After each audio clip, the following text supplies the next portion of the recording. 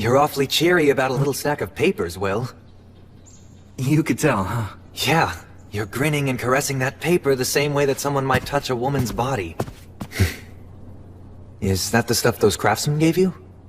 They said they were the best of the trial sheets they made. You really are happy, huh? Well, the way I see it, these are the future of this town.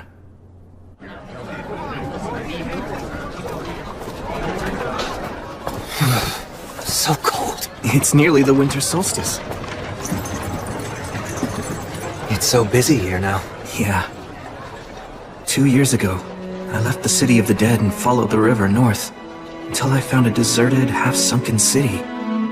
Now, 2 years after rebuilding began, people have given this place the name Torchport, the Port of Light. Hey, Will, what did you mean when you said that paper was this town's future? We have to do more than cut down the local trees and sell the lumber to white sales. Eventually, we'll run out of trees. So, we need to diversify the trade in this town. It'll pay off later on. And that paper of yours will do that? It's the first step and one worth celebrating. You know, you think like an elf sometimes. Oh. And you're the type that just lives in the moment. This is basically the end of the Earth. I could very well die here tomorrow. So I should do what I want today. And I'm pretty confident that most of the people who are living here feel exactly the same way as I do. I know. I want to change that. Well, maybe that's the exact reason why the Goddess of Light chose you. Huh? Here you are on the front lines, where you could die at any time, and yet you're talking about planting the seeds that'll grow fruit years from now. By the way, we heard from the Crown Prince of Whitesail's brother. We are invited to the New Year's ceremony. You gonna go? Oh, that's right.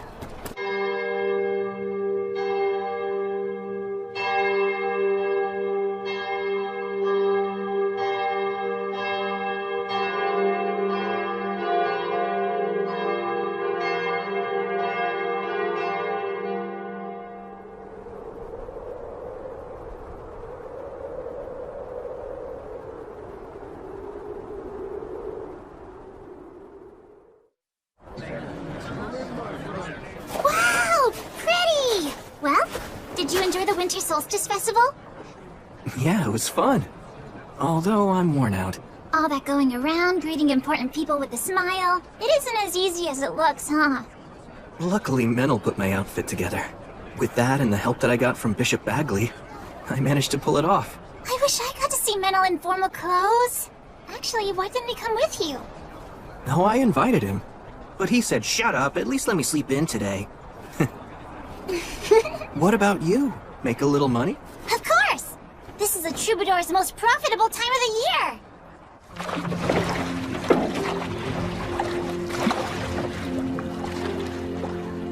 What's the matter? I was just thinking how beautiful this town is. But villages around the Beastwoods are so poor.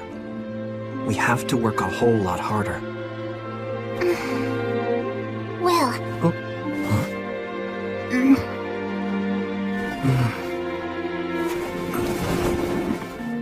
Huh? You worry too much. B. You know it's true. You can't help yourself. Well, I made a promise. I swore that I'd act as the goddess's sword to banish evil, and act as her hand to save those who are suffering. Oh. Listen, of course it's very noble of you to pursue kind-hearted goals such as those. But if that's the case, you ought to be trying to please the goddess more. What do you mean? Just think about it. What would you do if a villager brought you food to show his gratitude, but was so thin he could barely stand upright on his own 2 feet? I'd tell him that he should eat it himself. Oh. Don't you think the goddess would feel the same about you? Yeah. Thank you, B. To show my appreciation, I'll take you anywhere you want to go. Oh wow, that's an offer I can't turn down! Let's go! B, you sure about this? Yeah, absolutely! There's something I want to see. But unfortunately, it isn't the kind of place a lowly troubadour can get into just by asking nicely. You could sneak in though, right? Because on top of being a warrior priest, you're a great sorcerer. school tucked away in the woods of a forbidden land where sorcerers study the words of creation. The Academy. Well, let's go then! Wait, Oh, hold on a sec. This is Maze Alley magic. And there are several signs here too. Warning, paralysis, sleep, blind. Yeah, we can't go in there. wait, what? But shouldn't you be able to get through it? Come on! Use some of your brute strength! If we tried to force our way in there, it'd end up raining blood. And not metaphorically. It's set up to keep out the uninvited. I see. Well, if even you can't get in, then that's that. Let's head back into town and go We can't sneak our way in, but... Yes, Will? let's just go up to the front door. Yeah, that's a great idea!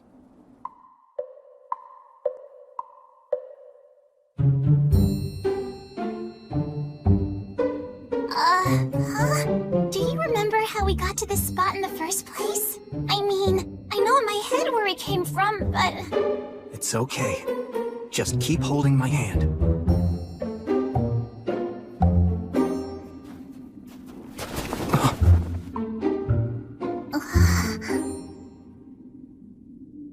Well, this is just being mean now. So, where do we go? Which is the right path? Ne, fronti crede.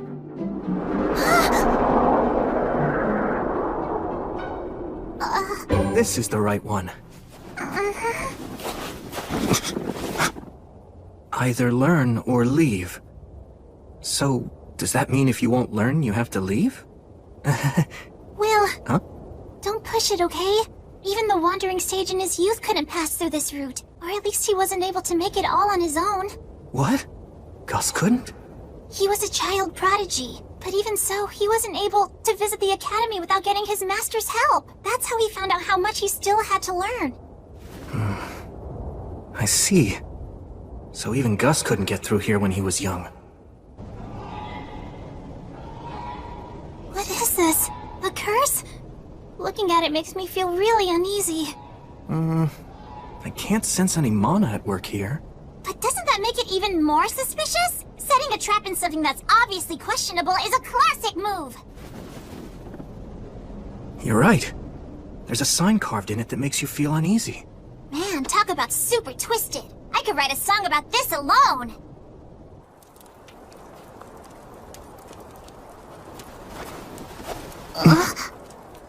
Oh? What's this? Visitors? It's a pleasure to meet you, sir. Allow me to introduce myself. My name is William G. Merryblood. And I'm B, Robina Goodfellow. And you, good sir? Would you kindly tell us what your name is? Oh, I'm just an old man who's got a lot of years built up behind him. I'm the groundskeeper at the academy. I don't really think that my name is worthy of giving to a paladin. More importantly, you must be cold. Why don't you join me and rest here for a bit? Sure, thank you very much.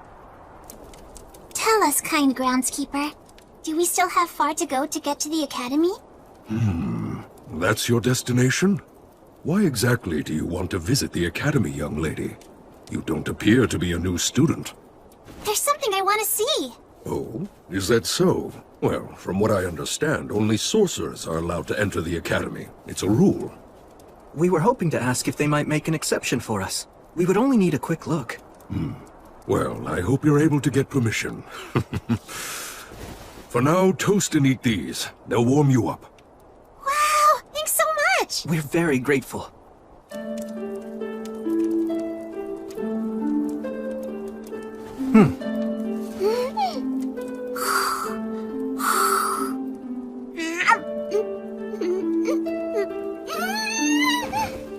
It's just so tasty! It's goat milk cheese, right? That's right. It really is good. Incidentally, I've heard that the faraway paladin knows how to do magic. That's true. I can't deny that I have learned a bit. As the Academy's groundskeeper, I do witness magic from time to time, of course. But nonetheless, I'd be very interested in seeing firsthand just what sort of magic you're able to perform. I see. I think I'm being tested. I'm sorry, but I can't use my magic simply to show off. Please understand. Even if I beg to see it? Please forgive me. Has that always been your stance? Yes, my master taught me that. I want to uphold his ideals as best I can. Well, in that case, might I ask a favor of you? Yes, of course. Last night's snow has left all the trees quite damp, so my fire just keeps on smoldering today. It's rather tough on these old bones of mine. I'd really like to have some dry firewood if I could. Do you think you could prepare some for me? I could have solved this problem easily if I simply spoke the words of drying. But you can just use a fire to dry out the damp wood. That's common enough knowledge. I really appreciate this. It's so nice and warm. Now then, I have a question I'd like to ask the two of you so I can get your opinions on something. If great magic were to exist in this world, what do you think it would be like? Maybe it'd be magic that brings people happiness. Oh? Whether it's the simplest words used to raise a smokescreen, or a highly elaborate and intricate artistic sign. If it was woven with the prayer that's intended to bring someone happiness, I think that's plenty great. What an intriguing opinion. And just why is it that you feel that way? That's easy. It's because that's the way Will always uses his magic. It's a part of the reason why I like him so much. Although I will say he also tends to set aside his own happiness. I'm not too crazy about that part. Bee. Yes, I see. Splendid.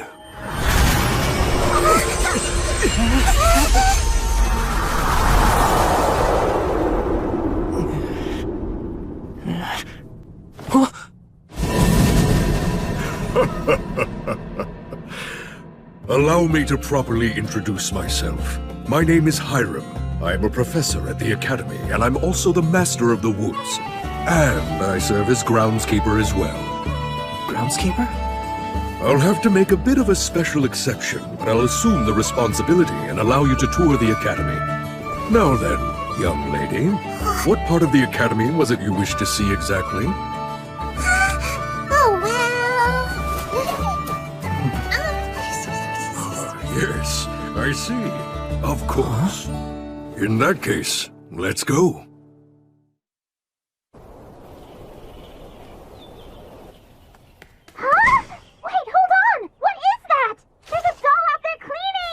That is a golem created by a previous master of forms.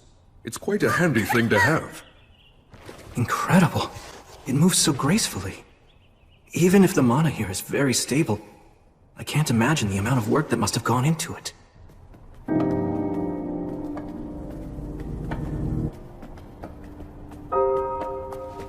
By the way, just how do you determine whether or not someone possesses a talent for magic? The words of those with magical talent have power behind them. Although both our words of creation and the everyday words that we use in simple conversation have the same roots. The words of a child who possesses true talent just naturally make things happen. I know about that. When a kid like that really puts their all into cheering for you, then you can feel an inexplicable rush. Or if someone who hates you says mean things to you, you can actually end up getting hurt. Exactly. It's said that the ones who make ideal sorcerers are often docile, easygoing, patient, and quiet. Those who are fiery by nature cannot help but use intense language, and if one continues to use words in such a manner, they will ultimately bring about their own ruin. Back when I was little, Gus used to tell me stories like that as a warning. It seems it's a lesson that's shared amongst everyone who uses magic. And it's clearly a sentiment that's alive and well here at the Academy. Well, this is it. Here we are. This is what you wish to see. The Academy's library.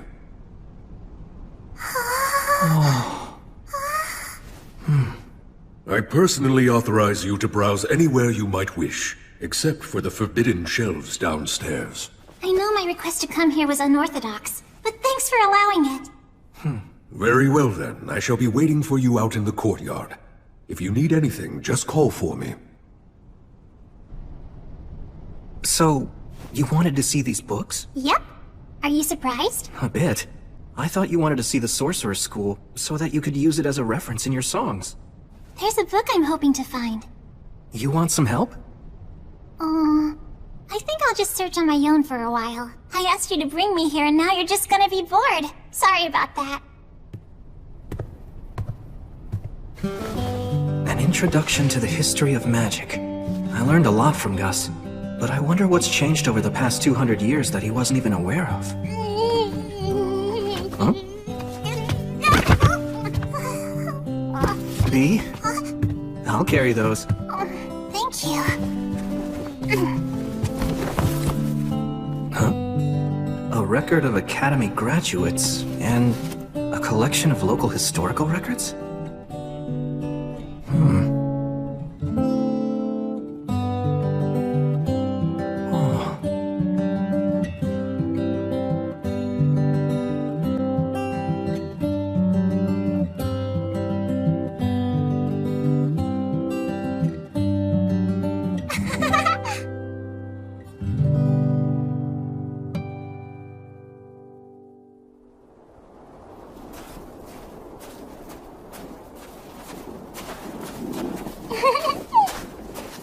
Hey, B. Are you wondering why I was looking for books like those?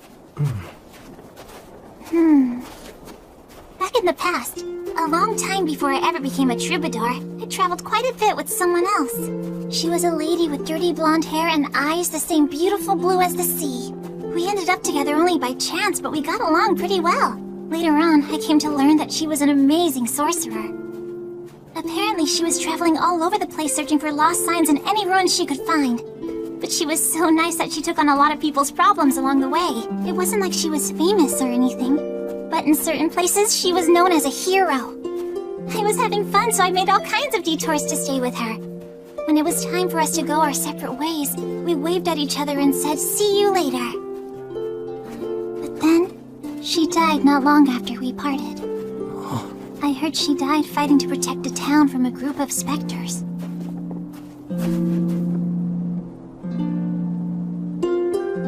I'm sorry. Oh, don't get the wrong idea. It isn't that I'm feeling upset because she died or anything. I mean, yeah, of course I'm sad, but she'd made up her mind, right? I'm not really big on regretting the choices other people make. But, even so, I can't just sit around and let that kind of resolve be forgotten, can I? She was a hero. So many people mourned her death. But even that grief was washed away by the passage of time. And she was forgotten. Eventually, nobody spoke her name again. This world is full of dangers. Every hero who is born is one day quickly forgotten. I guess that's just how it works. But still, they praised her and thanked her, and when she died, that was it. I can't stand that. Someone's determination isn't something to use up and throw away. So I've been singing about her to keep her story alive. And along the way, I realized something. What's that? Those songs about heroes, they create hope. Do they? Those songs tell people that there's someone out there trying to save them with exceptional strength or magic. That there's someone who's fighting for them. That maybe there always has been. That brings a lot of hope to people. It's just the same as the 3 heroes that you're so fond of. And maybe like you too. Hey, look! That's what heroes are! They're like guiding lights. Wherever it is you walk, there are people who will follow after you.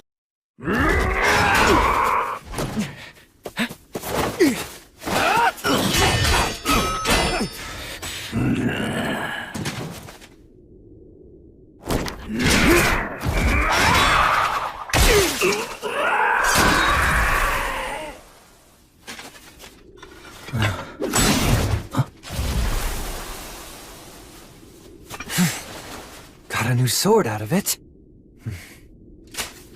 If the demon commanders were the gatekeepers, then that means...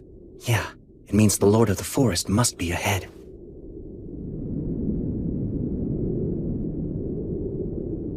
Let's go. Yeah, got it.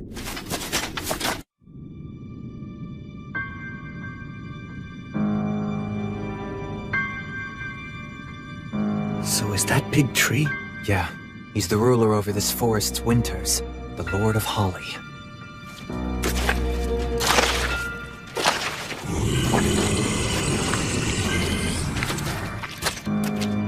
Are those words of creation? No, actually. That's a curse. Those are blasphemous words. What's happened to my gatekeepers? What do you think happened? I see. Let me guess. You're the faraway paladin, Sir William. And you are the one called Menaldor of Swift Wings. And you must be General Carnunos. If you two celebrated heroes have come here, we don't need to waste any time. I'll see to it that you die right here and now. A few days ago, on the summer solstice, I saw snowdrops that were blooming out of season. And that's where it all started. Crown Prince Ethel of White Sails asked me to find out why it was happening, so we came here to look into it. And that's what we found.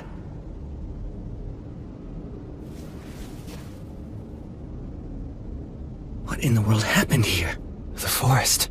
Huh? The forest has gone completely mad. This whole forest region is ruled over by two ancient trees. They're called the Lord of Oak and the Lord of Holly. They're trees. Actually, they're twin brothers. The Lord of Oak rules from the winter solstice to the summer solstice. Each solstice, they yield royal authority to each other, thus maintaining the cycle of the seasons. Then... It seems this time, the transfer of royal authority may not have occurred for some reason. It was disrupted on the summer solstice, so... It must have been the Lord of Oak. Great Lord of Oak, ruler of the forest. Why won't you give the Lord of Holly the royal authority? Nay, children of man, you have it the wrong way around. It is the Lord of Holly who will not accept the transfer of power. Why not? That I do not know. My communication with the Lord of Holly was severed, so the transfer of power cannot be performed. The royal authority is powerful and far-reaching. If it does not lie with the correct owner, it will only foster the spread of evil. It may only be a short time now before this forest suffers a fatal collapse. All right then, will you give it to me? What? Menel? Hear me, Lord of Oak. Please entrust your royal authority to me. I cannot. It may have been possible for the true Fae from the days of old, but because you carry human blood in your veins, you would not last even a month. Your very soul would be destroyed. If I'd have a month, then that's no problem. I can resolve the whole matter with him in that time. But why would you go to such lengths? I swore that I'd live my life looking forward, to atone for my sins. Through a friend who saved the soul of the one who saved me, I made a vow to the great goddess. There's no greater reason than that.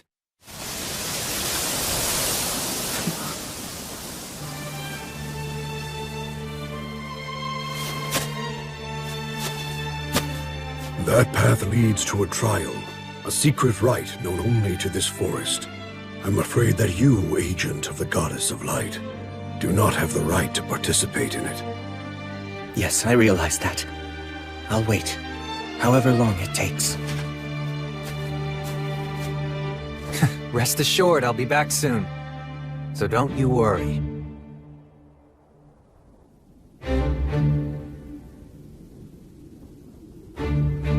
I don't know exactly what happened in there, or what trials awaited him.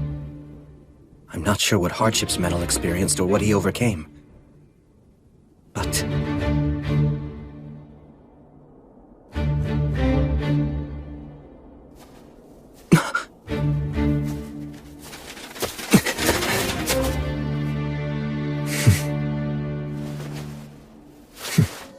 that was how Menel received the royal authority. Menel, you ready? You bet. You take him. Hear me, O Lord of Holly, twin brother who rules from the summer solstice to the winter solstice. I bestowed thee the power from your brother, the Lord of Oak, the power that makes a king!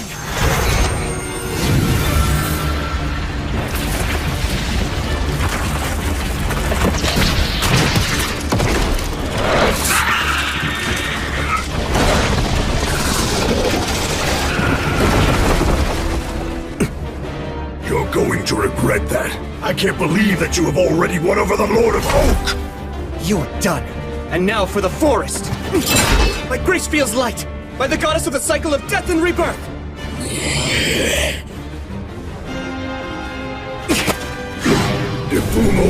Tessere Oath! It still went off. Nicely done.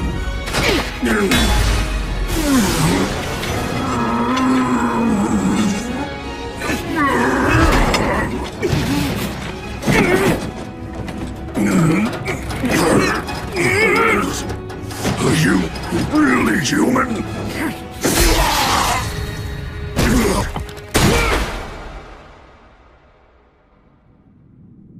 I am the Lord of Holly. For your bravery and valor in eliminating those insolent invaders, and for performing the transfer of the royal authority, I commend you and thank you. I must restore order to this maddened forest.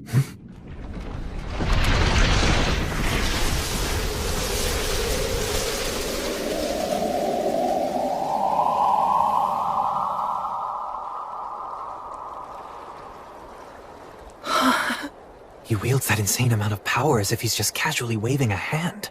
Child of both elf and man, you will be like me one day. Huh?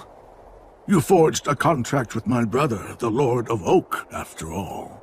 Though only briefly, you held the authority to rule the forest. Your human and Fey blood, along with the power within you, is already inclining toward Fey, bringing you closer to being a suitable vessel for a Lord of the Forest. I had zero intention of doing any of that. That is what it means to entrust the royal authority to another, young Sprout. Worry not. This does not mean that you will transform right away. So long as you do not neglect your training, then it might well be over 100 years before you become a new Lord of the Forest. Can I refuse? It is possible. If you wish it, you may still die as a child of man. Make sure you give it plenty of thought. And you, child of man, disciple of light. Yes, sir. There is something that I must tell you. Do you know of the mountain range to the west whose rocks have turned red? The Rust Mountains? Is that what you mean? I'm afraid that in a future that is not so distant, the fire of Black Calamity will break out in the Rust Mountains. The flames will spread and may even consume this land in its entirety. What are you saying? Those demon beasts came here from the Rust Mountains. That whole land is now a nest of demons. It's a land where the enormous Lord of Hellfire and Miasma sleeps, making his bed from the riches of the mountain people. The Lord of Hellfire and Miasma? Whether you choose to fight it or accept it, be prepared. That day is not far off now. This is both a warning and an act born out of duty. Child of man and young Sprout, I promise you will have a bountiful harvest this autumn. The fire of Black Calamity. I truly asked too much of you this time. Although, I guess I should add again.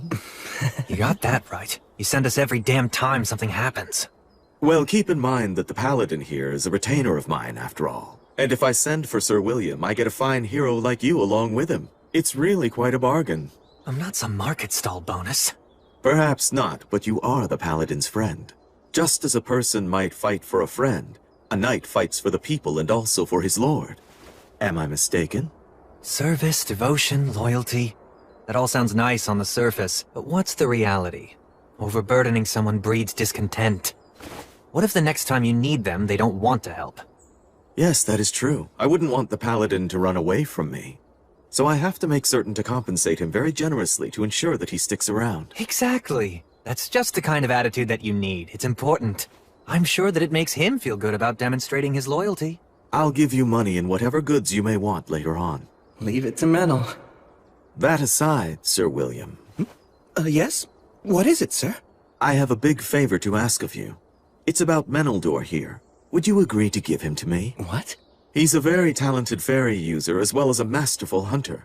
Plus, he's a half-elf who doesn't age, and he doesn't mince words with me.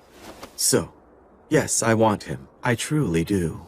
But, Menel isn't property, Your Highness. Apologies, Your Highness, for making you wait. Thanks for coming, Bagley. Good to see you again, Bishop Bagley. Ha! Victorious yet again, I suppose. My word, hero. After all the flattery for your peerless acts of valor, I thought you'd have become reckless and lost at least once by now.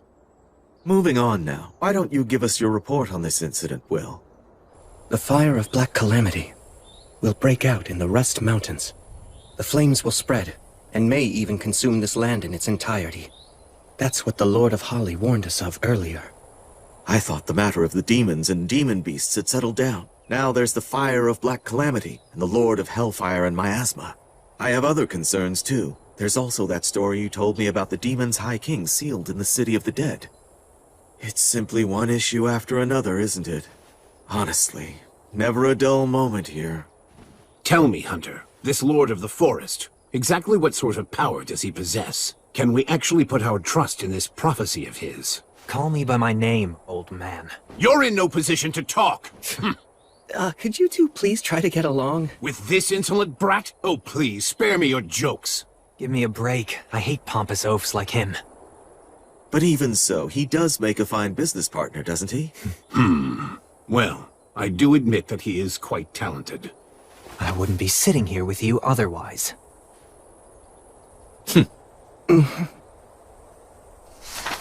Here, look at this. The Lords of the Forest rule the entire region adjacent to this ley line. A lord can be a spirit dwelling inside a great tree or rock, an aged beast that's acquired intelligence, or one of many other forms, but regardless of their appearance, they've all lived for at least a century or two. Essentially, they're a forest's heart and mind, and they know everything that happens within their domain. If a prophecy is from a Lord of the Forest, then there's most likely solid grounds to support it. It's more like a forecast. In that case, this seems like a matter that we should treat as a high priority. Yes. So now, the Rust Mountains, the dwarf capital that's in ruins, has become a nest of demons, huh? That's perfect! Because that means we can fight them with our full force! Look, we know exactly where the problem is. A desolate, hostile land with no innocent bystanders. Which means, this case is perfect for me. Yes, that's true. I suppose you're right. Would you handle this matter, Great Paladin? Yes, of course. Oh, for the love of... If a Lord of the Forest promised you that there'd be a bountiful harvest, we can assume that we're safe until autumn at least. First, we should gather information. I'll ask my troubadour friend, and talk to the dwarves living in Torchboard as well. Can I entrust all of this to you? Yes. For the time being, this matter must remain a secret held only between the four of us. Right, not a problem. I'm sure it'll all work out. When you say it like that, it makes me feel like it actually will. Just don't get cocky after all this hero treatment and let your guard down. You want to know about the Rust Mountains? Yeah. I want to learn everything I can about them. A troubadour song doesn't come for free, you know. What's my info worth to ya? Tell you what, if we end up having to go to the Rust Mountains, you'll be the first to know any stories we hear. Is that good enough for you? Okay, that's an offer I can accept. First of all, 200 years ago, the Rust Mountains were known as the Iron Mountains. They served as the home to the Iron Country, which is the nation where the dwarves once lived. They were mountain folk who followed Blaze, the god of fire and technology. It was a powerful country that used to be included as a part of the Union. The Iron Country, huh? But then, it was lost in the Great Uprising 200 years ago. The dwarf leader, the monarch of the mansion on the rock, led his men to stop the demons' advance. Many powerful warriors battled against the demons, but they all died fighting on the mountain. A lot of blood was shed, and many weapons were shattered.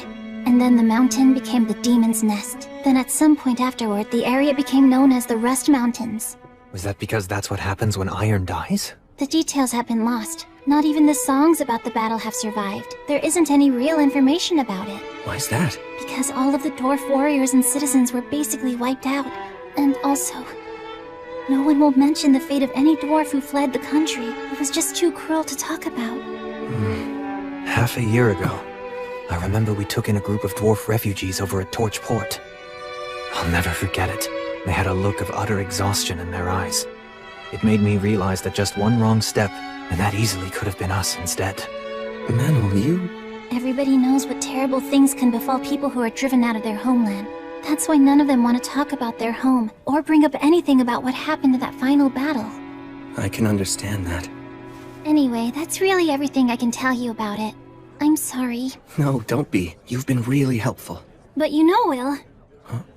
If you were to approach them with the understanding that you have now, they just might be willing to talk. Especially since it's you. Good advice. Thanks so much.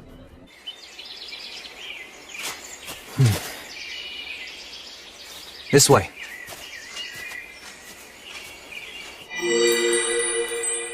This is the fairy's path. You sure this is the right way? Yeah, I can tell. I mean, I can tell now, at least. Because of the royal authority? Apparently, although it's not like I asked for it. You know, if you and I end up getting separated, then I'm done for. Oh, don't worry. There's no way I'm going to lose you. If you wander off, I'll just drag you back. Really? You can do that too? I was planning to train myself to do this. But hey, whether you get it for free or work for it, power is power. It's really all the same once you make it a part of yourself. This is amazing, though. I mean, you were going to become a Lord of the Forest someday. Well, maybe in 200 or 300 years. It could even be more. It'll probably be somewhere around there. I'll be long dead by then. That's true. Maybe I'll be the one who maintains your grave, and I'll be able to see how your kids and grandkids end up too. Huh. I hope everything will have settled down by then. Wait, you've been planning to do that? Yes, that's right, I have. I have all kinds of debts to you that I can never repay. At some point along the way, all half-elves have to make a life-altering decision. To live in perpetuity as an elf alongside the earth and water, almost like the Fae do, or to live a more human life, fleeting like a flickering fire or a gust of wind. That's the fate of those born with both bloodlines. And my choice is to see what becomes of your accomplishments. I might not be able to do anything all that great, though. Oh, come on, you're already enough of a legend. I'm sure you'll keep on making more legends, even with that spaced-out look on your face. I'll be fighting by your side, so somehow I'll have to survive until your life ends. And then, it might be nice to wrap it all up by fading into the forest. Of course, first I'll have to say something totally cool to make myself look good. I bet you'll be a legend. Yep, the both of us. Doesn't sound too bad, right? Yeah. Oh. Amazing. It should have taken days to get this far. Pretty handy, huh? It's kind of scary how easily you use that power, though.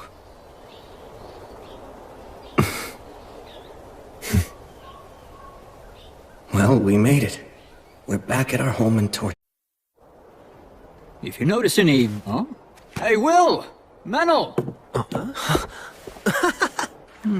The Rust Mountains, huh? It sounds to me like things have gotten awfully troublesome. We were hoping the dwarves might know something useful that could help us out.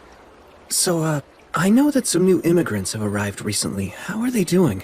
Well, they seem to have settled in nicely for the most part. Well, that's good to hear. A year ago, when I said that our city would support the new dwarf arrivals, it made a lot of the citizens feel wary about the whole situation. Well, after everything that those guys have gone through. Their leader's name is Ognar. Maybe he would be able to tell you something useful. Maybe so. I'll go to see him tomorrow. Listen to me, Will. Today we are going to discuss the spirits. Through the words of the Creator, even before man or the gods came into being, water, fire, wind, and trees came into existence. Every one of them possessed a definite will of their own. And those were spirits? That's correct. And because they had their own will, they chose to divide themselves up into two groups. One aligned themselves with the unstable phenomena that are the lords of the sea and forest, choosing to live long lives. And the other chose the human way of life, opting for definitive lives and deaths as beings with bodies of flesh. Those affiliated with wind, water, and trees consulted with the goddess of the forests, Rhea Sylvia, leading to the birth of the elves. The spirits of earth, stone, and fire longed for human craftsmanship, so they consulted with Blaze, the god of fire and technology. This resulted in the dwarf race. That's the reason why dwarfs are such excellent craftsmen, as well as being superior warriors. Yeah, those guys are the real deal. Tell me more about the dwarves! Please, Blood! I'm not sure there's much more. They can be a rather quiet lot, but they know what the meaning of true courage is. It's constantly on their minds, in fact. What is? Making sure they know what's worth fighting for, even if doing so means throwing away their own lives. When they go into battle, it's like their souls are on fire. They have no fear of death. I have genuine respect for Dwarven warriors. The ones that I met and did battle alongside, at least, they were true warriors.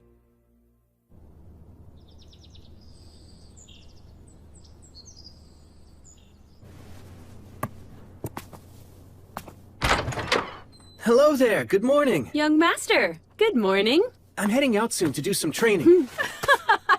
That's quite some bedhead you've got there.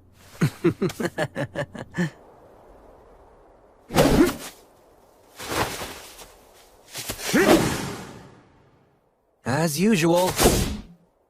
Your look really doesn't fit with your superhuman strength. Yeah, I guess it would have been nice to have the looks to match. It makes you approachable, though. Maybe it's for the best.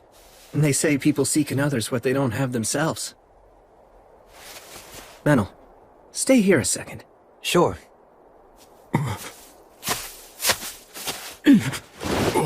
Hey there, good morning. Yeah, good morning. So, would you like to watch? Hey, what are you doing? Who are you? I haven't seen you around before. What's your deal? If you're that interested, just watch us. No, that's quite all right. Sorry to intrude. Menel. Sorry.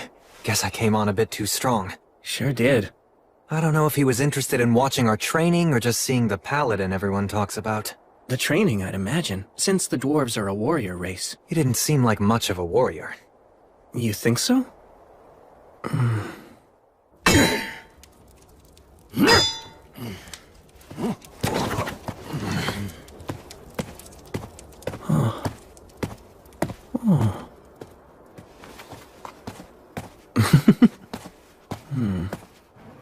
Welcome! Thank you for coming here to see me. I'm sorry for visiting you on such short notice. Oh no, it's no problem at all. Besides, there's someone that I wanted to introduce you to. He represents the immigrants who've recently arrived in this city. He's actually my granduncle. His name is Grendir. At your service. I serve His Highness the Crown Prince Ethelbald Southmark. I've been entrusted by him with the duty of governing Beastwoods. My name is William, sir.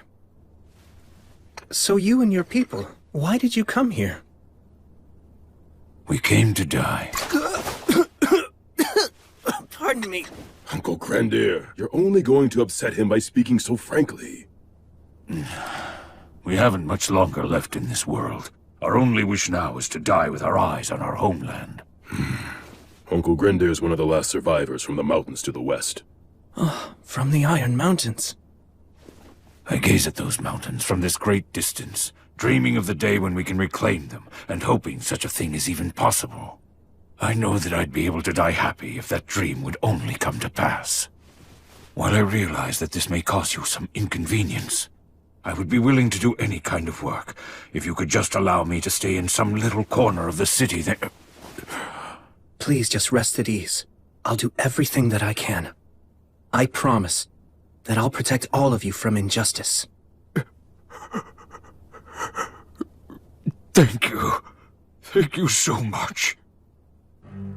200 years ago, there was a monarch who ruled in the Iron Country.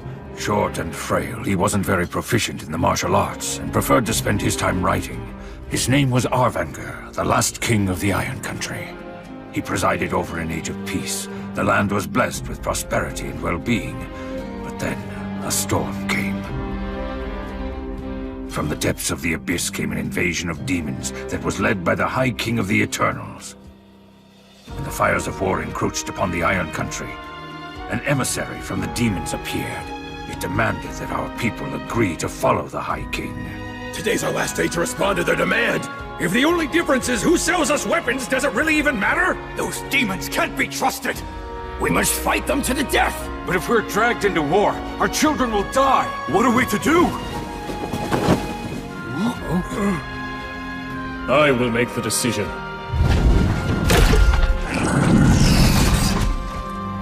What is your answer? This. This is the iron you and your brethren wanted. Come and take it! The dragon is coming! Malakirkin will destroy everything! I will not allow it. We will draw the demons of the abyss here and slay them in the bowels of the earth. This chamber will be their tomb! Yeah! Those who are not warriors or are still inexperienced ones, you are to retreat from the Iron Mountains. My people, I will die, and all of the warriors who remain here will likely die as well. But still, we must not let the Iron Country die. It pains me to issue such a selfish order. It tears my heart in two, yet issue it I must, even if you lose your homeland and drown in regret and disgrace. Go live! That is the battle that I command you to fight after leaving this place. No, you are not running away.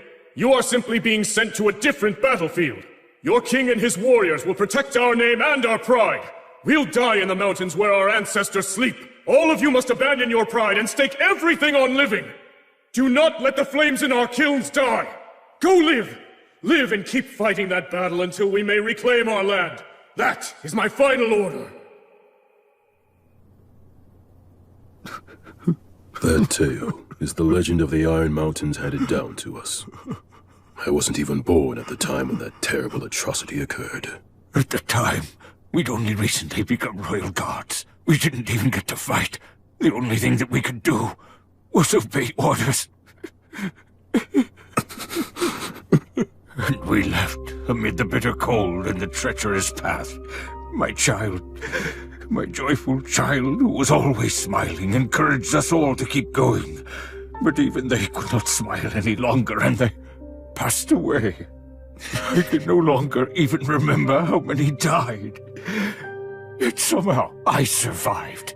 I made it through that time of chaos in the 200 years. And now, you have returned this land to the hands of man. And not only that, you have even shed tears with me. We can return home. Someday not far off, we can fulfill our king's decree. How noble it feels to be able to continue believing such things. Sir William, thank you. Thank you. Arvanger, the king of the Iron Country. And what about the dragon he spoke of? Bastard! Hey, stop it! Stop it, I said! You're causing a disturbance! Hey, take this outside! Shut your hole, damn it! Hey! Hold him still!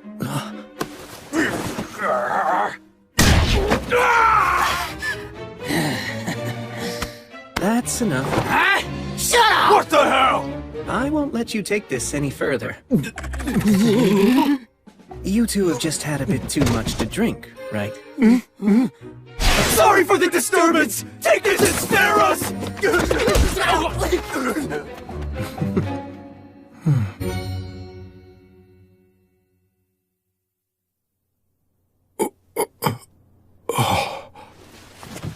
Oh, you awake? What's your name?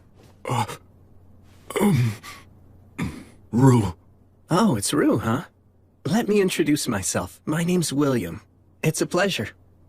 Well, it looks like you're okay. It's amazing you didn't even get a scratch after taking such a beating. Toughness is the one thing I've got going for me. Hi. Are you the owner? Allow me to apologize for all the commotion earlier. My father's laid up right now, sick in bed. When those men started fighting, there was nothing I could do to stop them. May I examine him? What? I could never ask that of you. I really don't mind. Besides, I can't just sit here doing nothing if I know someone's ill. The goddess would be furious with me. Okay, I'll be back in a little, Rue. Please rest here a while. Right.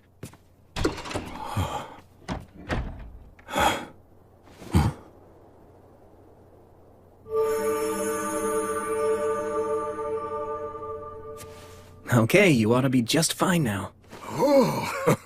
Thank you so much. I received this healing power from the Goddess of Light. So you should thank her. Yes, of course! Oh, wait. I have an idea. Please let us provide a nice meal for you. Yes, please! That would be great. To tell you the truth, I actually forgot to have dinner tonight. Huh? What are you doing? Oh, wow, amazing. It's really nothing. Not compared to what you can do. You're so strong and courageous. Don't do that. Don't say things like that. You really shouldn't imply that you're weak and cowardly. It's like cursing yourself. Be your own biggest supporter. You should try that approach instead. I will!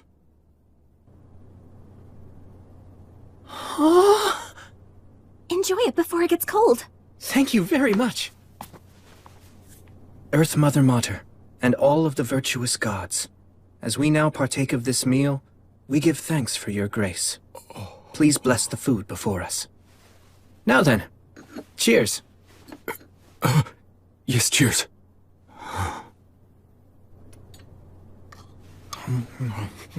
Tasty. Yeah. Tell me, why were you here anyway? Well, you see, I just migrated here, and I guess I kinda wanted to get my bearings. So I was sort of exploring. There's nothing unusual about wanting to look around. Yeah, but all the other people in my clan have been keeping busy. You're talking about Grender? You don't need to worry about that. Actually, I just happened to come from speaking with him in Agnar. You are remarkable. You're just so strong and dependable. I'm afraid I'm nothing like you. Then, why don't you give it a try too? You can get a certain degree of strength by eating well and training. Dependability comes from good choices and habits. I believe that we met for a reason. I'll tell you what. Try considering this idea. Become a Thane. You could work for me if you want, if that's something you're interested in. Wait, really? Do you actually mean that? Just tell me what you want to do. As long as it's what your heart desires, then I want to help you achieve it. To be honest, I might just cause trouble for you, but still. Yes, please. Let me learn from you.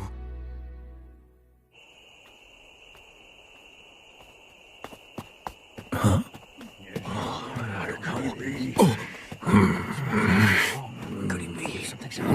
Young master! Where in the world have you been? Before you go somewhere, you must tell us! Regardless, I'm glad you're safe. I'm very sorry. We were sorry. Seems Rue was raised by people who really care about him. Perhaps they even care a bit too much. You get it? Could have been hurt. Listen to me. Never do something like this again. Pardon me. Hello, everyone. I'm William G. Merryblood.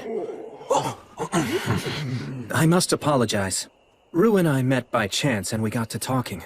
We hit it off and I didn't realize what time it was. No apologies, please. That's the paladin? He's dreadfully strong. He's more than just strong. He could crush us all, if he wished to do so. My name is Gelreese. I appreciate your apology, and I will gladly accept it. You have my humble thanks. Now then, what brings you here? It's about Rue. I would like him to become my Thane. You want to make the young master a Thane? That means that he'd have to accompany you on beast hunts. Being the paladin's Thane is too dangerous. You have to give this more thought. What do you want to do?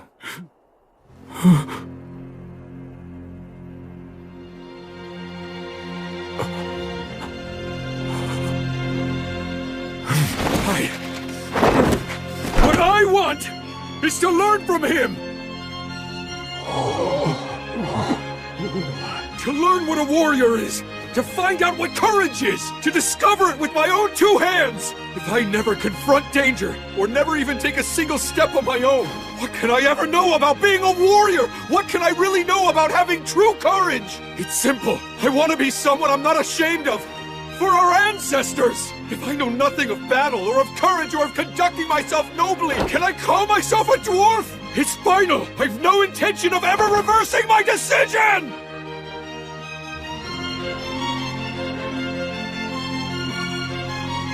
Wow. Sir Will!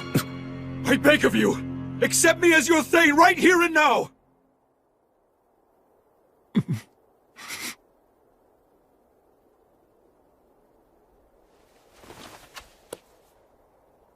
I will guard with my own 2 hands the loyalty you offer.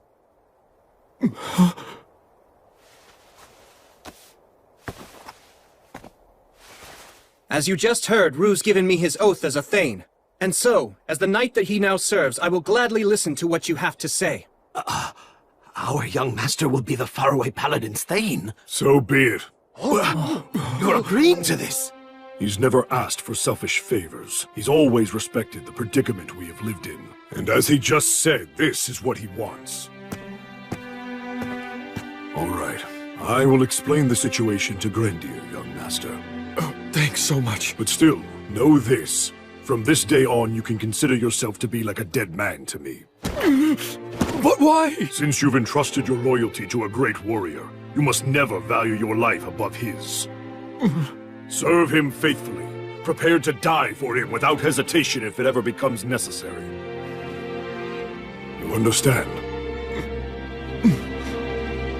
Yes, I understand!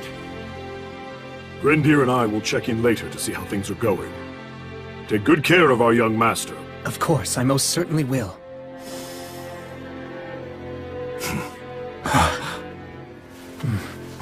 I'm looking forward to this. Yeah. Let's talk about your pay now.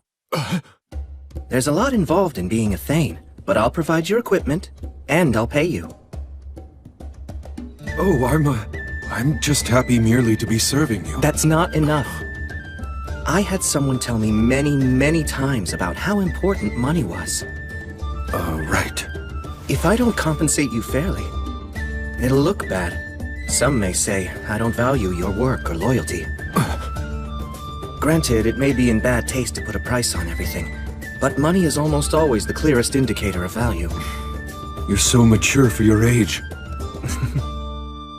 Well, that's the goal at least. I'm trying my hard. Are you doing all right? I'm just fine! Great, we'll do one more lap then.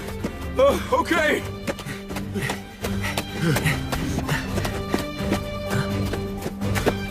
Blood, Mary, and Gus must have worked so hard to figure out how to teach me everything I needed to know. How'd they train me so efficiently?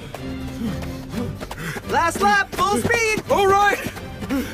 Well, all I can do is keep trying my best, and maybe I'll reach their level someday.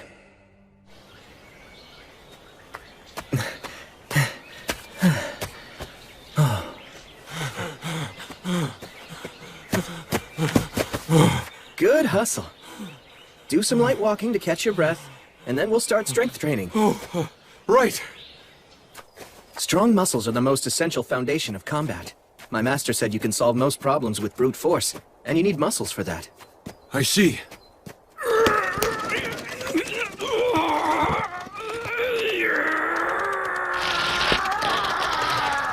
Okay, that's good. That's enough strength training for now. Will we do this every day? Yep, we worked on your arms this morning, but we'll alternate our training. We'll focus on different muscles on different days. Yeah, I guess that makes sense. Actually, later on, I'd like to do some practice swings with you to check your footwork and how you move your body. Uh-huh. But first... I think you guys met before, but let me introduce my friend, Menel. Hey. Oh, yes, hello! So, I guess I should say I'm sorry for scaring you the other day. Oh, that's okay. So from this point forward, Menel will join your training sessions. Also, I'll be asking him to work with you whenever I'm away or unavailable. Right! I appreciate your guidance. Sure thing. I need to go and attend an assembly. After that, I'm going to go check on the people who we treated earlier. I'll let you take over now. Fine. Okay, let's start with practice swings. Right! Okay, I'm counting on you then. No problem. I'll take care of it. Oh, hey! It's our lord! Ah, well, good to see you.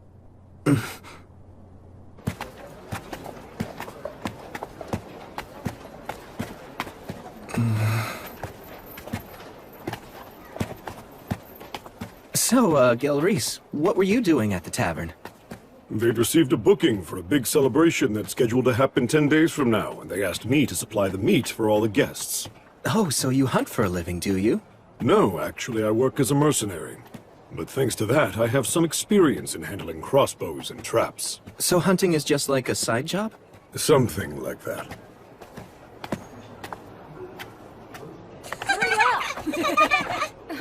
That's right. Not so fast, kids. Okay. It's truly a fine city. Yes. People from many walks of life work to make it that way. You know, Paladin. Yes? There was a time when I was a warrior in the service to the Iron Country. I was inexperienced as a fighter, so I wasn't granted the honor of dying in battle beside our king. To fulfill our king's final command, we took up weapons and worked for many different employers to get by. Contentment was not easy to find. We traveled across many lands before finally arriving here in this city. Please, I beg of you, guide our young master and teach him as best you can. Yes. I swear on her light.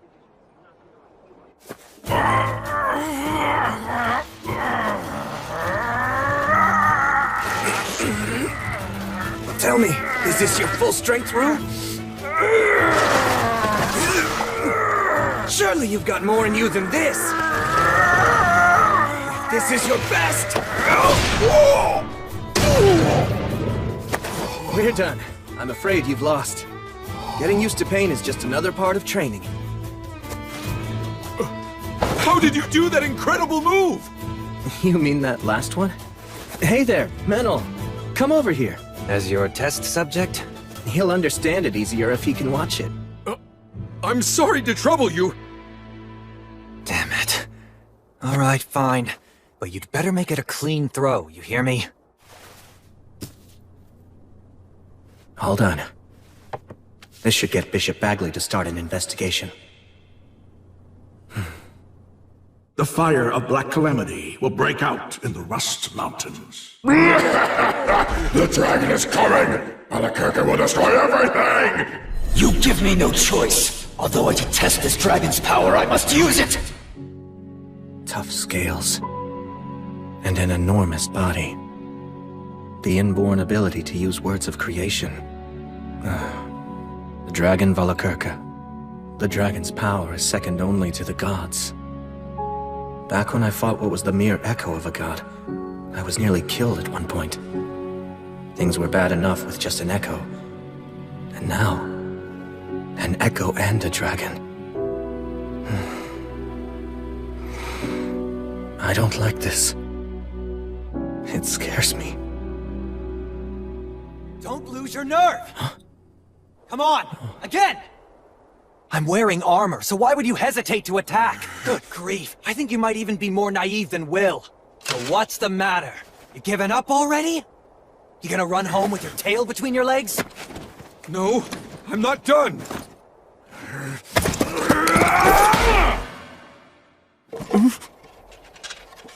Right on my head and I barely felt it. Are those bulky arms just for show? Huh? Oh yeah, you're clearly scared now, aren't you? Are you gonna start crying and run away, are you? I won't run! Then strike again! And put some force into it, you weakling!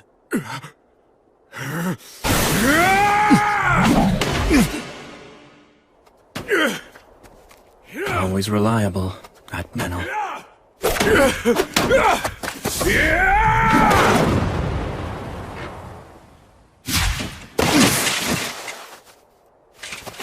Ha! You actually put some spirit into that one. Keep it up. Thank you very much. Incredible. Rue gets stronger with each sparring session. Hey, Blood. Was this what you were feeling? Back when you were training me? Here you go. I don't know. I don't think I can eat all this. Then your training will go to waste. Force it down if you must. You need to replenish all the energy you burned up when you exercised. You can eat it slowly, but please, eat it all. Okay.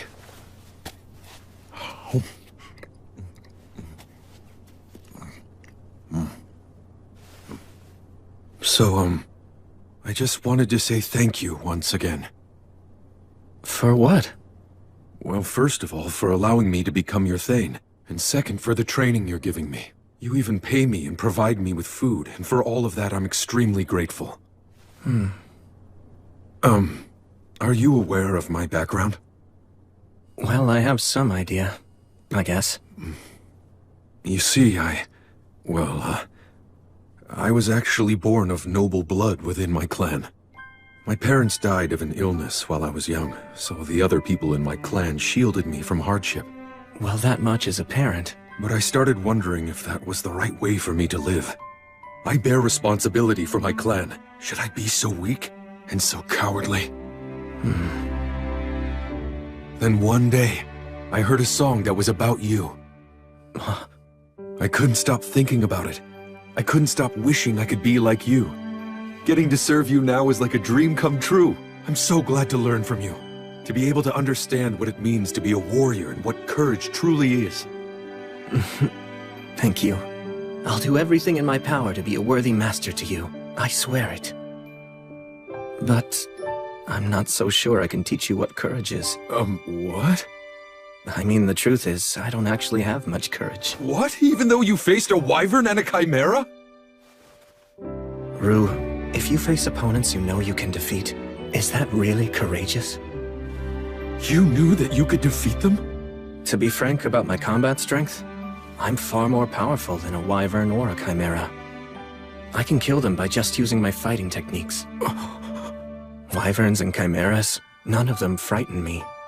Beating opponents you're not afraid of, that isn't courage.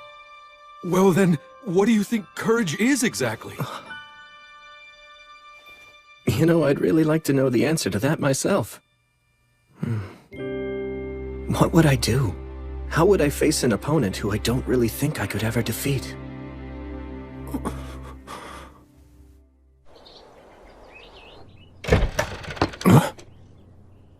I have returned. Oh, Raistov! I'm glad that you're back. How'd it go? Nothing seemed especially out of place.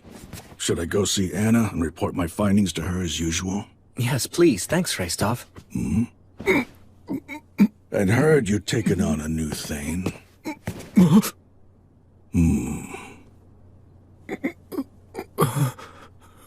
You're too hunched over. Your shoulders are too far forward. It makes you look weak. Pull in your chin, straighten your back, clench your teeth together. Don't let your eyes dart around. Look someone in the eyes or look at their mouth when you're talking to them. Right! That's good. Or at least it's a little better. My name is Raistov. What do they call you? Rue! I see. And what do you think of William? I respect him! Then make sure you don't do anything to damage his reputation as your master. Keep your eyes facing forward, and always stand up straight. Right! When you speak, do so with confidence, and choose your words carefully. If you can't do that, stay silent. Got it? Yes! Was that okay? Of course. I was actually planning to ask you for your input. Good then. You said your name was Rue? Well, be prepared. I'll be butting into your training. Right! Oh, that's right. Hey, Raistov. What is it? Let me ask you, what do you think courage is?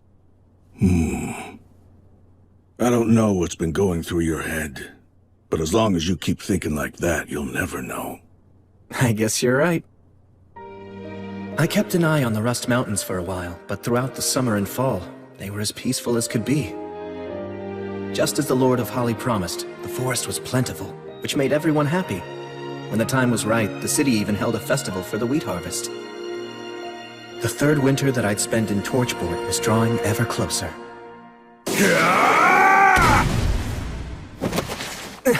Well done! That was quite a good throw. Wow, thank you very much! My lord! My lord!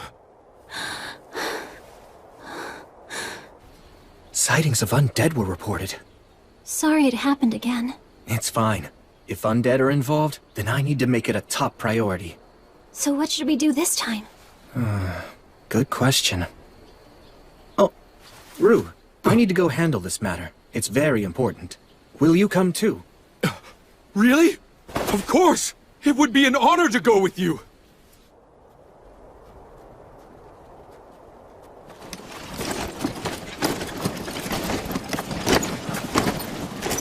And one more thing. I've heard that dwarves can see in the dark, but don't rely just on your sight. Yes, understood. Quick quiz. Where are we headed to? To the west, towards Pillar Mound. Is that right? That's where the most recent sighting was reported. But it's deep in the forest, so it hasn't been fully explored yet. Right. The main reason is the fog, although no one knows why it's so thick. Whether it's the geography or a magical barrier. Let's remain cautious. Yes, sir.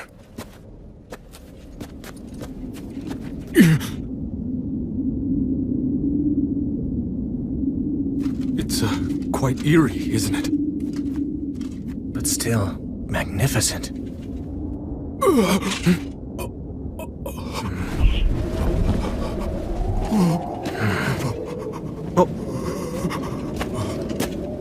Sir Will! It's all right. Look closely. What is that thing? A gravekeeper, I think. A gravekeeper? This place is a burial site. Really? It is? This figure is probably here to scare off any potential grave robbers, and the fog is likely either a magical barrier or the result of a contract with the land spirits. I imagine the reason this place was created was to be a resting place for loved ones who'd passed on. And so... may everyone here please rest in peace.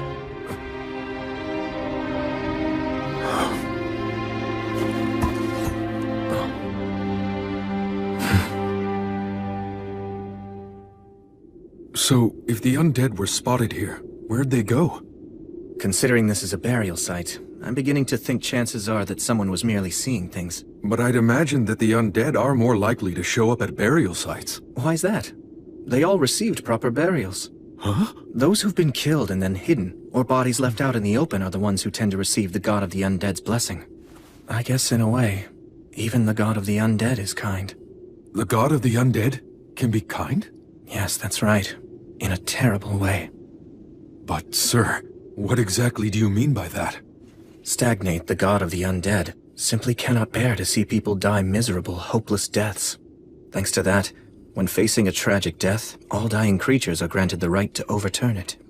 But, that's a... While it might be a blessing for them, it's a curse for others. But still, this remains a core belief of Stagnate's.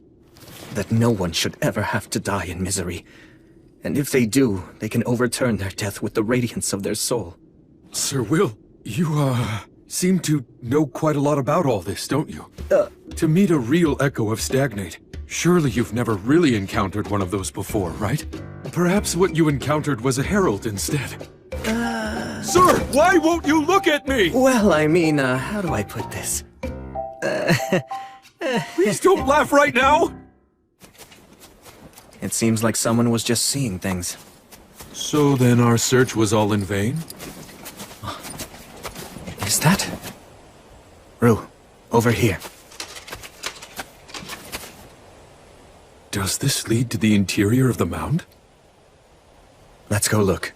Right. I don't see anything. Lumen. Flammo Ignis. Here, carry this one, Rue. Understood. How come we need two types of light, though? When you're going up against an opponent with no night vision, what's your first target? Okay. Let's go. All right.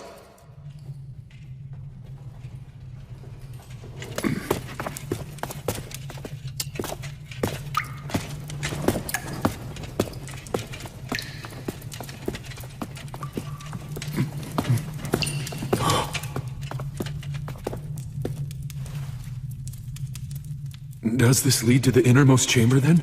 Yes, it's through here.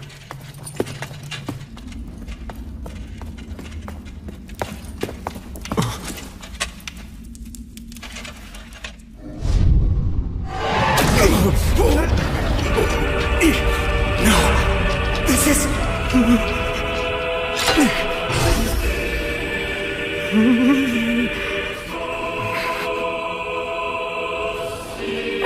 Welcome. This is my home for now. Has it really been 2 years, Warrior of the Light? Stagnate, it's you.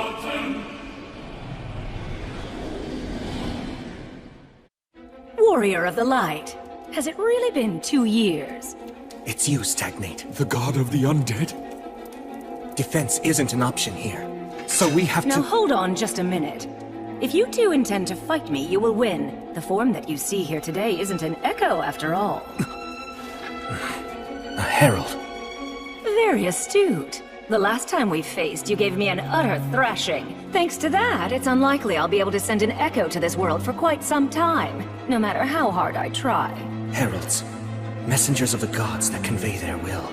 I had no choice but to send a herald this time around. You doing some fishing? Again, you're very astute. You're just as sharp as you ever were, I see. They knew that if they tossed enough rumors of the undead around here as bait, there was a good chance that I'd bite. How despicable. Regular fishing is despicable as well, at least from the fish's point of view. But then, that's just how gods are. It seems that you're not here seeking revenge for our last encounter. First, an apology. Apology? The echo that you faced last time behaved shamefully in its dying moments, and for that, I am deeply ashamed. Newborn echoes tend to be very emotional and irrational. They act impulsively, and in general are rather infantile. Still, that's no excuse. The god of the undead is apologizing? You know, young dwarf, that powerful warrior you're with actually managed to kill me. All that stabbing and being stabbed, what a fiery night it was. I wasn't aware that gods had such a fondness for jokes. Look, just tell me what you want. You're no fun. I mean, really, would it kill you to humor me a little while we chat? This god can speak the words. That's what makes them so dangerous. Brave warrior who defeated me. Paladin of the Light. This is my revelation.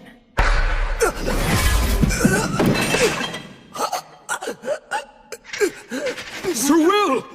William, armed with the blessing of light, you will face the dragon, and you will die in defeat.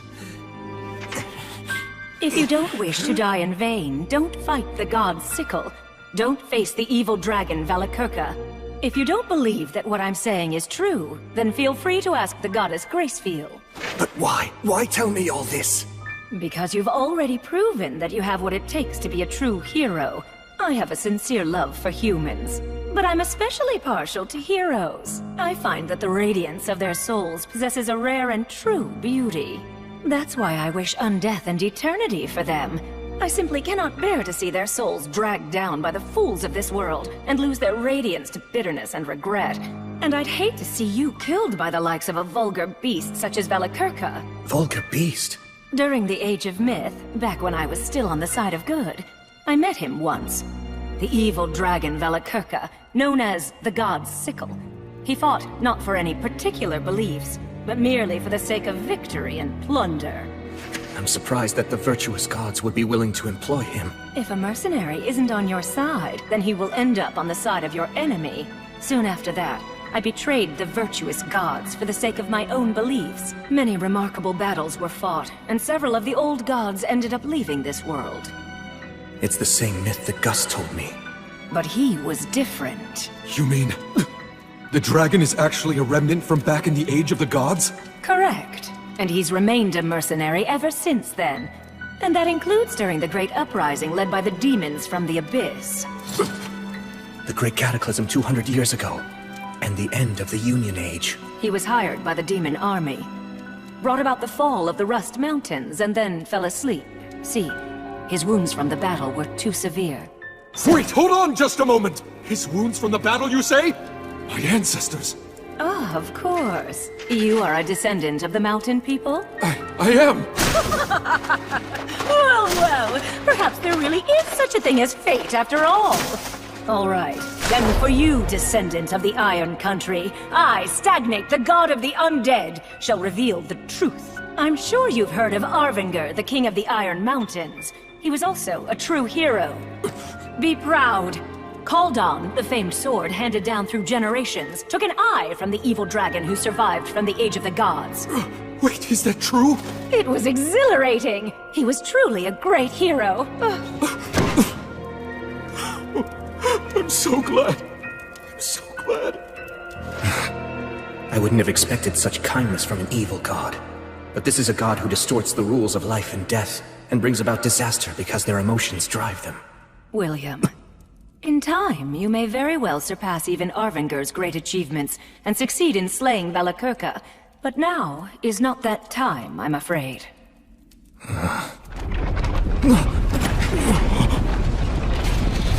The dragon's sleep grows ever more shallow. The dragon's giving us a show of his power. Return home at once. Chaos is imminent.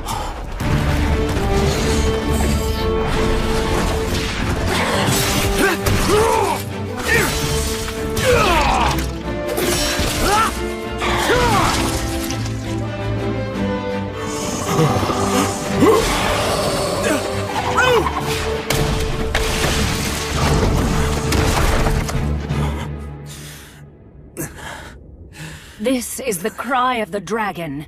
It also goes by the name, the Dragon Roar. The overwhelming might of a ruler, which strikes fear into every living thing.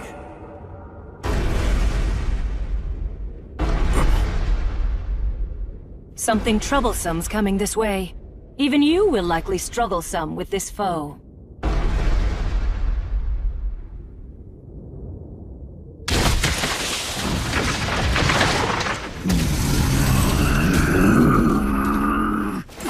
It's a giant? That's a forest giant!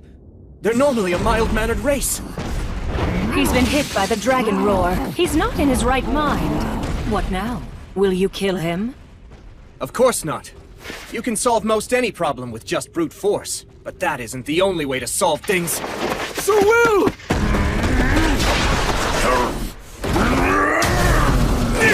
This is nothing!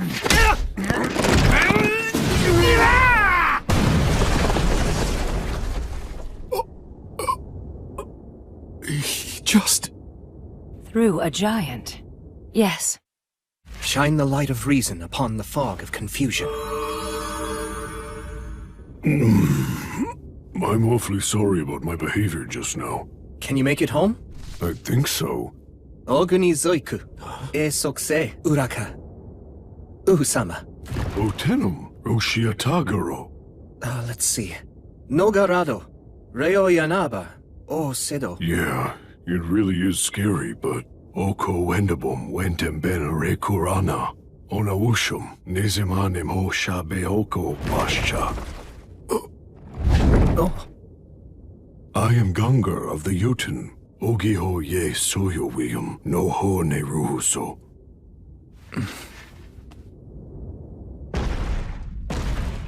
Wow, I've never even seen a giant before. Yeah, me neither. Yet you speak their tongue? My magic teacher had immense knowledge and an amazing memory. You saw it. That is the power of the ancient dragon that even the demons fear. If he awakens and tries to bring about another uprising, then you will have no choice but to defeat him. But you won't be enough. I should have people sacrifice themselves? Even as a foe. That doesn't seem like something that you would say. 1,000 lives is worth it to save 10,000. As infuriating as it is, so long as you live, more people can be saved, so there's no choice. As bringer of the light, the faraway paladin should think long and hard on it. Farewell. Soon enough, we will meet again. They appear to be rather partial to you. They have their eye on me, that's all. I've heard it said that the gods wish for heroes. They send proxies to the living world to make their divine will known. You are the hero who symbolizes the goddess of light. Is that why? The god of the undead wants me to feel indebted to them.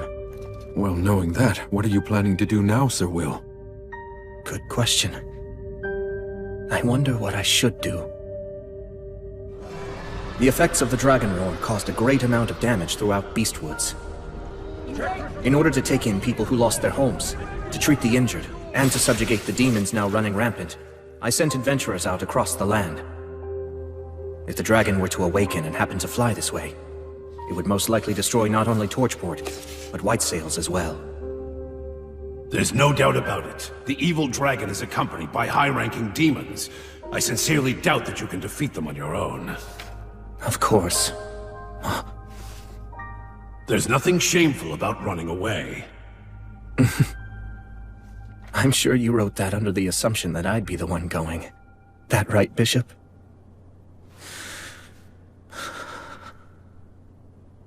Goddess, if you would only tell me that there's a way for me to win. Or if you told me to fight even if I couldn't win. If you ordered me to prove my righteousness, I'm sure that back when I couldn't move forward, when I was mired in frustration, when time was just passing me by as I sat idle, I was reborn, raised with love, respected and acknowledged, and regarded as the central figure among my peers. I'm coming in!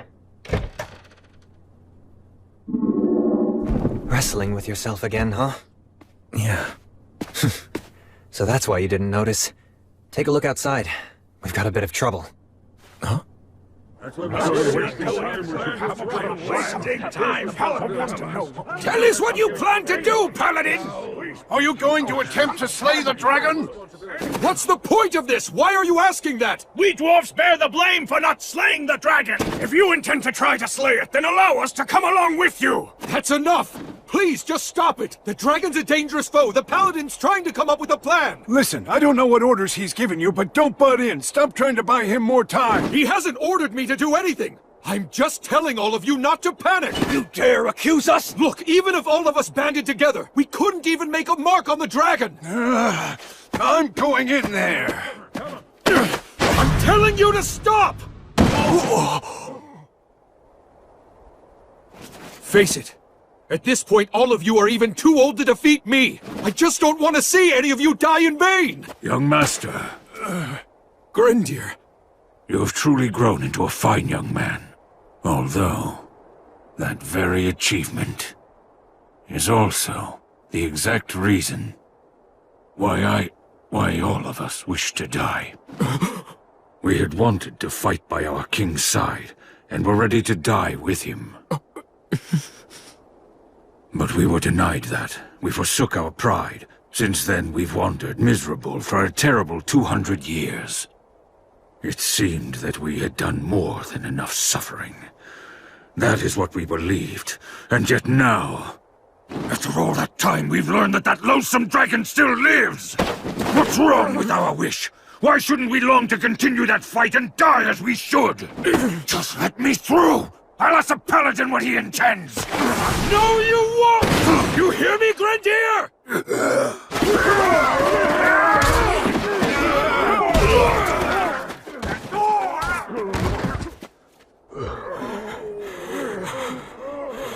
You want to know what's so wrong with your wish, Grendir? A lot of you are already so fixated on dying that you aren't even thinking of how to win. That simply won't do. And you know that it won't. The proud warriors of the mountain should be willing to lay down their lives, but only for victory. All of you were the very ones who taught me that! Young master, young master, young master. I promise you, very soon the Paladin will reach his decision. When he does, I will stay by his side. I will work to win back the honor of the dwarves. I swear on the name of Arvanger, the last king of the Iron Country, as his grandson, I, Vindolfur, swear, I'll take back the mountains that belong to my ancestors! He's pretty valiant, wouldn't you say? Yeah. He can't afford to lose. No, he can't. You usually don't weigh the pros and cons, or even consider whether or not you can actually win before you go into a battle. So don't you start doing it now.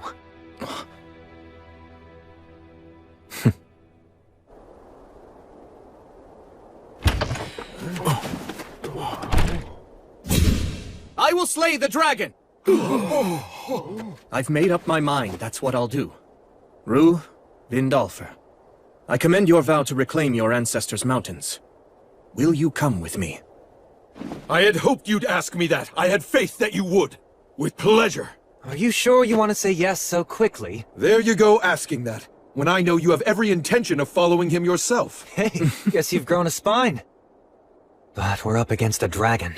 Numbers aren't going to help. And we can't spare many of the city's defenses, so it's only you and me, and Will. We'll also need a guide who knew the mountains 200 years ago. I will. No!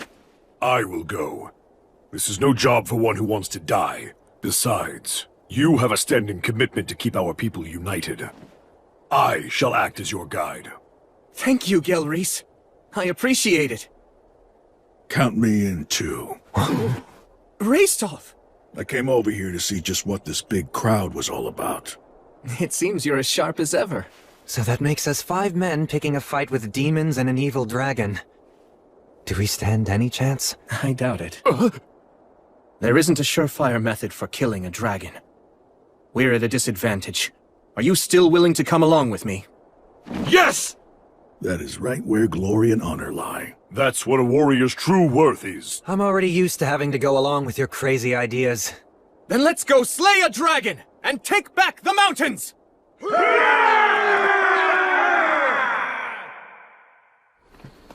So you're going? Yeah. Then please, try to stay safe.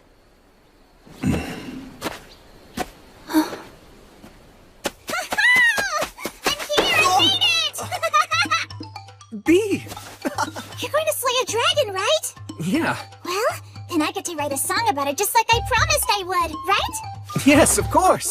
Woohoo! I get to write a new dragon-slaying saga! It's a troubadour's dream! First, I'll spread a prequel song around. That'll help, right, Will? Yes, absolutely. Thank you. But don't give me a sad ending, you hear? I'll try my best not to, believe me. Yeah, make sure you do. Nobody likes tragic twists anymore. Don't leave me behind like that. Sorry about that. Anyway, I managed to secure the supplies that I figured you were going to need. You're saying you already knew that I'd be going? Of course, although I was still anxious that I might not reach you before you left. I was just procrastinating a bit. I'll write in your song that you were just waiting for the right time. That sounds cooler, right? You're always exaggerating. That's why people seem to think Sir William is some kind of incredible strategist. I hesitate and have doubts, like everyone. I don't want to die, and I don't like pain. But you're still going, right? Yes. The vow I made to the goddess is far too important. Just so you know, I'll be using that line in my song. Pious warrior, the hero of light, ever devoted to his goddess. May the winds of fortune forevermore be at your back! Listen, Will, I won't tell you not to go or to be cautious. I know that this has to be done now. If you need any other supplies, please just let me know. You know, now that you mention it, there's one big thing I'd like to ask for.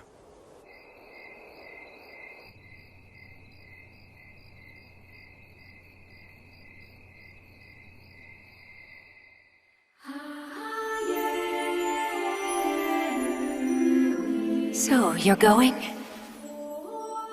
I must admit, I do not wish to see you die. I'm very honored. Thank you so much. You still plan to go? You insist on keeping your promise to me? Yes. Well then, I cannot say your decision defies my will. After all, that promise is shared between the two of us. Now, kneel before me.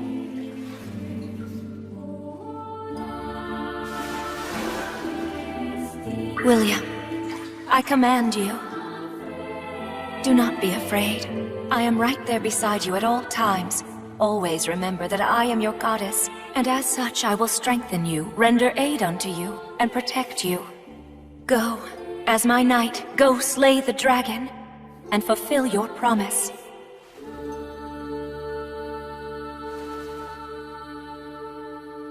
On your light.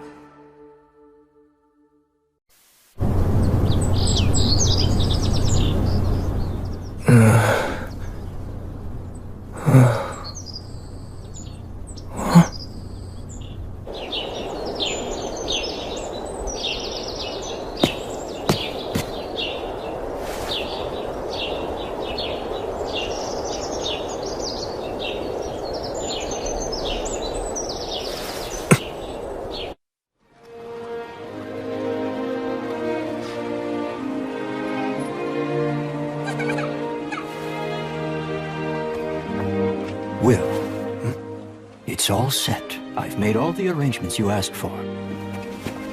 I appreciate your help. Well then, you take care now. Right. I wish you well, young master. Our spirits are with you on your journey. Right, thanks.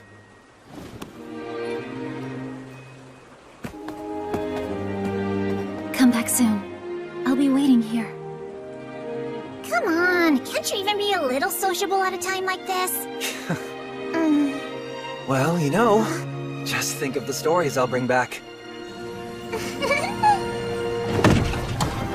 All right, here we go! Yeah! Time for the heroes to depart!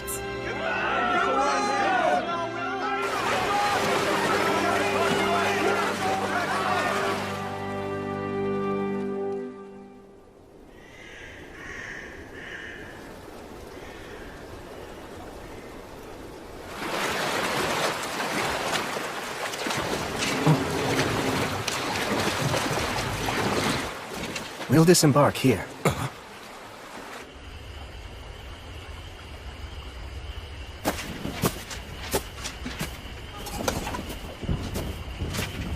Okay, we can take it from here on out. Right. Please carry out the plan as we discussed. You bet. We'll be counting on your continued favor after this, too. Of course. You stay safe out there. Yeah.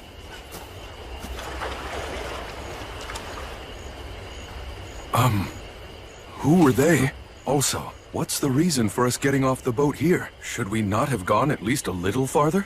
We've had a great start to our voyage downriver so far, but the demons will be on the move too. Marcus and his group will act as our body doubles to confuse them. Meanwhile, we'll head upriver. When did you arrange all this? I had Tonio put everything together for us. Marcus and his group also helped. So that's what you were up to. I checked with the dwarves too. Once we enter the tributary upriver, we'll be able to reach the mountains from the other side. So while the demons are lying in wait at the front door, we'll kick down the back door and move in. Sylphs, oh Sylphs, please hear me. Put the wind at our backs. Send us on our way.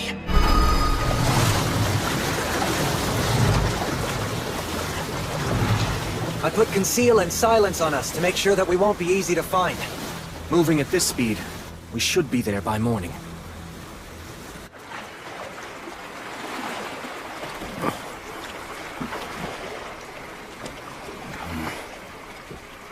Hey, just relax. I mean, he always does this kind of stuff as if it's totally normal. Oh, no, it's just that if you go south of Torchport, there's a lakeside town that the High King took over, and it can be very dangerous there.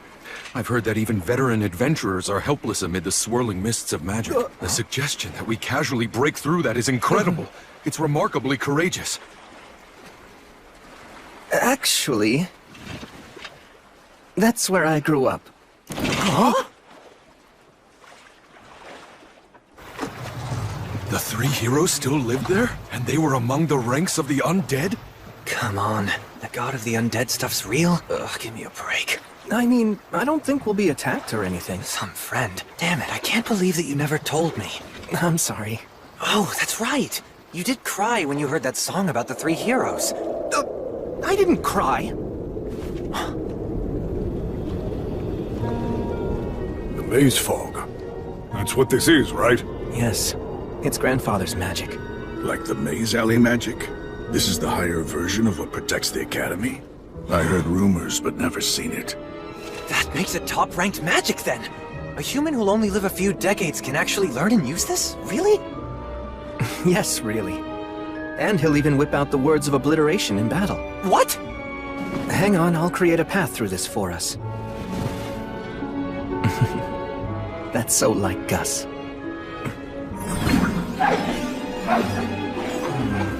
This word goes here, and knowing Gus, this will be set up here. And this right here is a trap.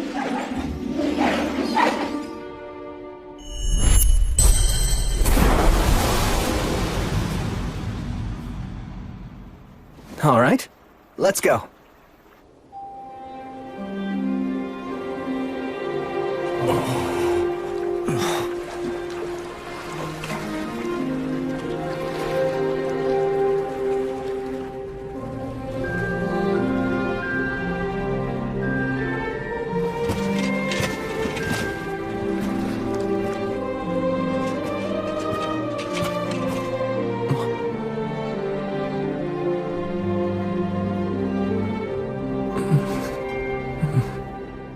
Hey! Huh? Go on ahead. Thanks so much.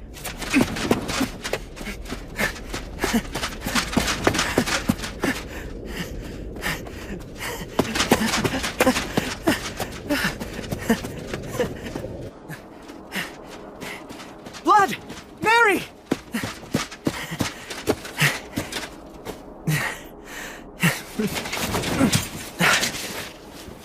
I've come home.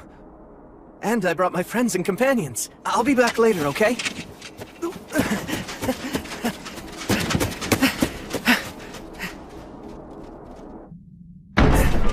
Gus, I'm home!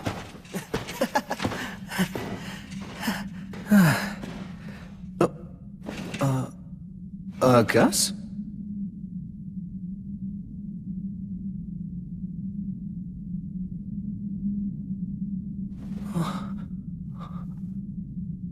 No, no way.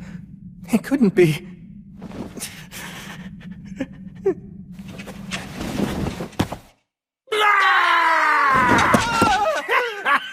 Carelessness is the greatest enemy.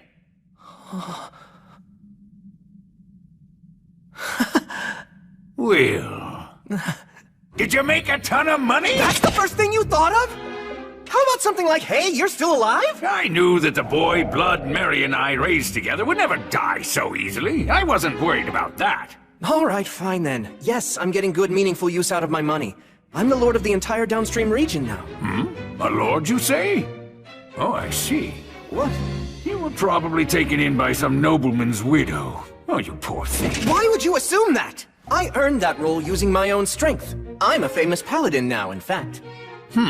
I'm impressed you got so far in so little time at such a young age with no connections. And? What of your love life? Oh, well, Wussing out, are you? Oh, how sad. And I so wanted to meet my great-grandchild before I moved on in the cycle. Why'd my grandson have to be a wuss who can't get a single woman? Hey, I'm not a wuss! Aren't there any opportunities when you're out adventuring? Like you save a bandit and find out she's a strong-willed girl in disguise? Or you help a peddler girl who's running from some guards? What's that look for? Done both. But they were all guys.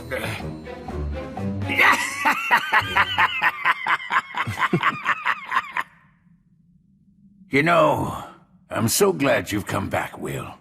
Welcome home.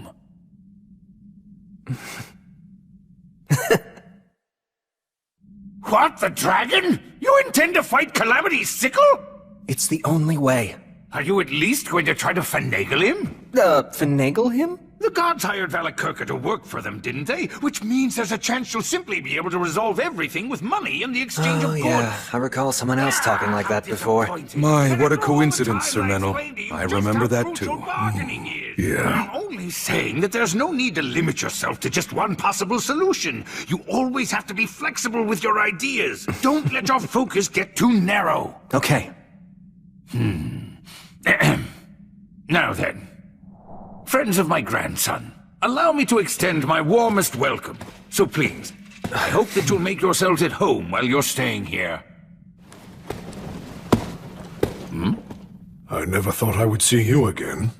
Indeed? And where exactly have we met before? 200 years ago, I was the soldier that the three of you saved after I fled from the mountains. I had no idea back then that you were the renowned wandering sage. Oh, you're that inexperienced injured soldier? Oh, my word. You have really aged. Yes, indeed. I've grown old. Thanks to your help, I survived. I came to serve a new ruler.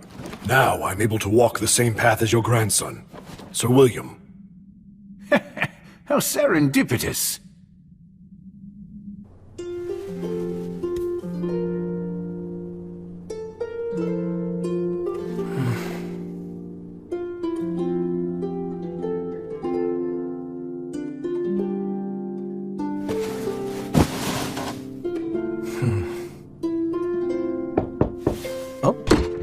Hey, I'm coming in. Was this your room? Yeah. You know, that Gus guy is really something else. I thought for sure you'd say he's more lowbrow than you expected. I mean, he is, but it's more like... when he showed me the way here, I felt like he could see everything about me. Yeah, amazing, huh? I'm proud to call him my grandpa. That's cool. Also, he asked me, "Oh, are you the bandit girl?" What did he mean by that?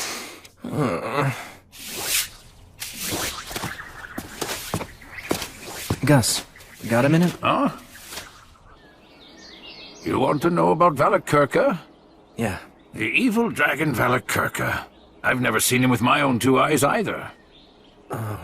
I would have liked to have tried bargaining with him if I'd ever had the chance. If the demons hadn't been the ones to employ him as a mercenary, then all those heroic lives would never have been lost. If you really do intend to fight him, you're going to want to aim for his old wounds. Dragon scales are very tough. I doubt that even blood would be able to cut through them and reach the dragon's flesh. What about the words of obliteration? Only if they land right. I thought so.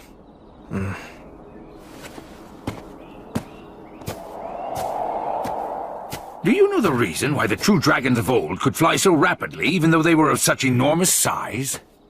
Because words are able to race quickly through the air. Exactly. The dragons of old reside within myths. As such, they are far closer to the words than those of us who live today are. Which means if it comes down to a battle of magic, you'll lose. He has the advantage in magic, huh? His constitution, along with the physical strength and hardiness it provides him, are no joke. You're disadvantaged in close combat, too. To phrase it like Blood might, he has got you beat in muscle. The typical strategy used to beat a dragon is an ambush. However, Valakirka is likely using the demons as an early warning system. I'm really starting to see why the god of the undead tried to stop me. Stagnate did, huh? Did a herald come to you? Yeah, in the form of a crow. Huh. Sounds like you've got an admirer. I hate to agree, but... Stagnate thinks the way all gods think. You can't keep up, and talk about being overly friendly for a god, and impertinent to boot. Although, I have to admit that I am still somewhat grateful. Stagnate gave me the chance to live as one of the undead and keep raising you, and allowed Blood and Mary to die happy as well.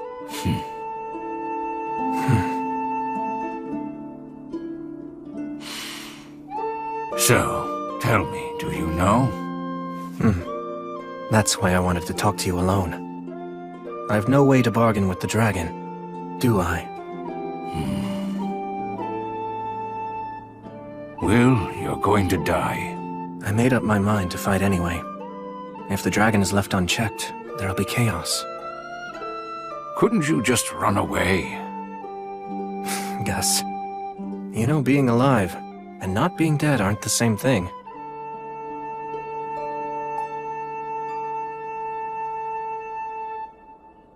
Well, I guess there's nothing more I can say.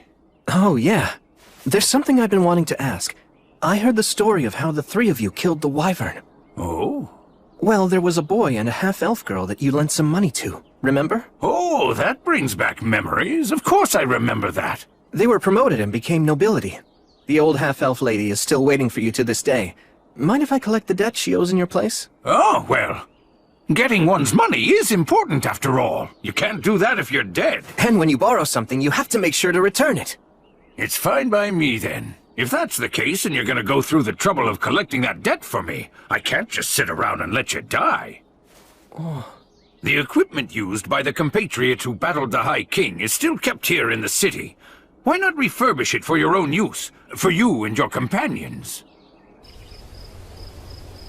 In here? Erasis. Delusion magic? I never knew that there was a door here. We couldn't very well let a child like you find out about this place. After all, you took matters to the extreme with Mary as it was. No way! This place was built to store alcohol. That's why it has a basement. Look around and take whichever pieces you like.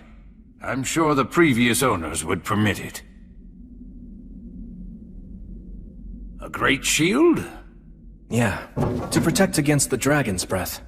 This armory's well kept. Was Blood responsible for that? Yes. And everything contained within it belonged to the warriors who battled the High King with us. Are you done already? Yeah, I don't need anything. It's certainly a fine sight to see, but no matter how well a weapon performs, I can't put my trust in one I'm not used to. That said, Gus the Sage, I'd like to borrow your talent for signs. Oh? Please engrave some words onto this that won't detract from its usability. I should be able to master a change that small within a few days. Ah, I understand. Very well, give it here.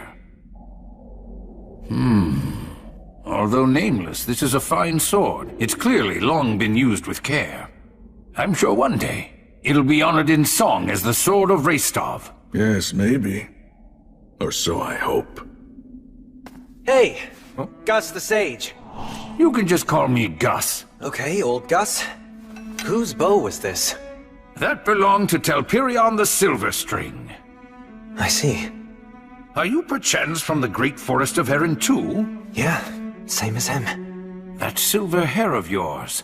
Are you related to Telperion? Distantly, but yeah. Okay, I'll take this. Are you certain that you'll be able to use it? They say that if one who is unworthy uses a mithril bowstring, he'll lose his fingers. Not a problem. See?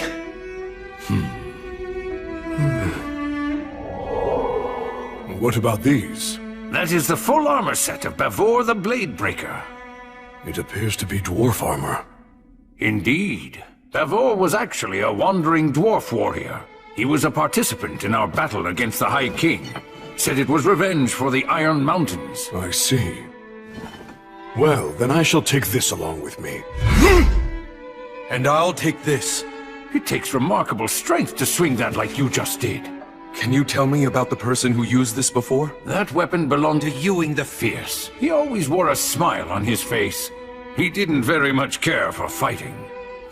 If the world had been at peace, perhaps he would have taken a different path and become a fine farmer. That's right.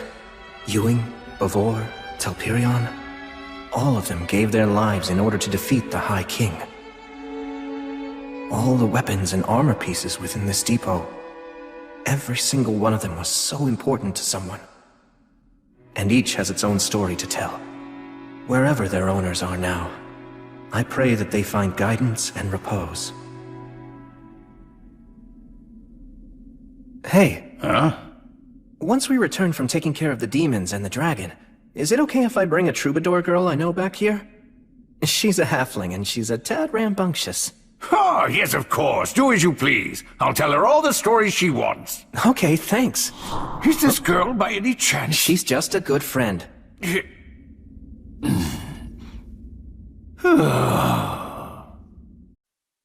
Al, take this. Huh? What's up with that dagger? Is the hook on the wrong side? Yes, you're right. The design's unusual. It's a right-handed stiletto. The halberd is strong, but it's unwieldy. Whose was it? Who did this dagger belong to? It was my father's. I can't take this! I mean, it's a memento, right? Yes, but still. I feel like it's better off in your hands. It's right somehow. It's okay. He gave me plenty. He gave me many valuable things. All right. Let's finish this before the others come back with the food. You could have just let me take care of all this myself. It'll go faster if we work together. Besides, you're royalty, aren't you? Well, only a name. Honestly, I've often wondered why I couldn't have been born to another family who ran something simple, like a workshop. Although if you'd been born to a family like that, you'd probably say to yourself, maybe I'm actually a prince descended from the royalty of some fallen nation, and it's my duty and destiny to rebuild my kingdom. I wish I could tell that version of myself that trying to rebuild a kingdom isn't as great as it sounds. Even so, you'll still do it, right? Yes, I will. In truth, all of my people long for their homeland. If putting my life on the line will inspire them, I'm happy to do it. I think that would be truly wonderful. But I feel like I've dragged you into my own problems. You haven't. I always knew that I'd have to fight too. If I abandon this place now, I'd never be able to face my parents or Gus again. Besides, I want to do something I'm proud of. When I return to the Goddess of Light's side one day, I want to be able to tell her I lived my life the best I could, and show off a little, you know? So I won't run. I'll fight the dragon. It's because of you that I made that decision. So thank you. I ought to be the one who's thanking you. I swear on your father's dagger, no matter how this may end, I won't regret anything. I'm counting on you, and I trust in you. All right. You guys! I brought food back.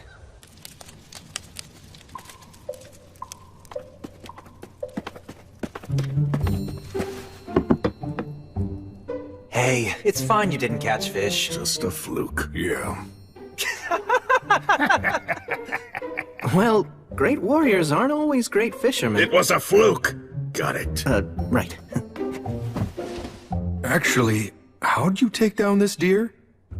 Oh, I concealed my presence and just kinda walked into it. Then, I fired by pure reflex, and it was almost as if its heart just drew the arrow right toward it. You have the blessing of the God of Spirits. He merely got lucky, that's all. And luck simply wasn't on our side. You know, you'll feel a lot better if you just admit that you suck at fishing. It was a fluke. That's right. You two just don't know when to give up.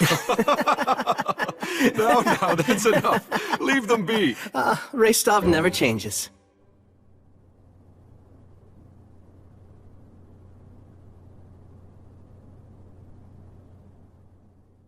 Will, are you afraid of me? No way. Of course not. Listen close. Humans have flesh that feels warm to the touch, and they breathe air in and out. You should get used to how humans look. I'm sure that one day you're going to make other friends, and they probably aren't going to look like the three of us do. It'll be fine, really. I'm not afraid of you at all, Mary. I won't be afraid of other people I meet either.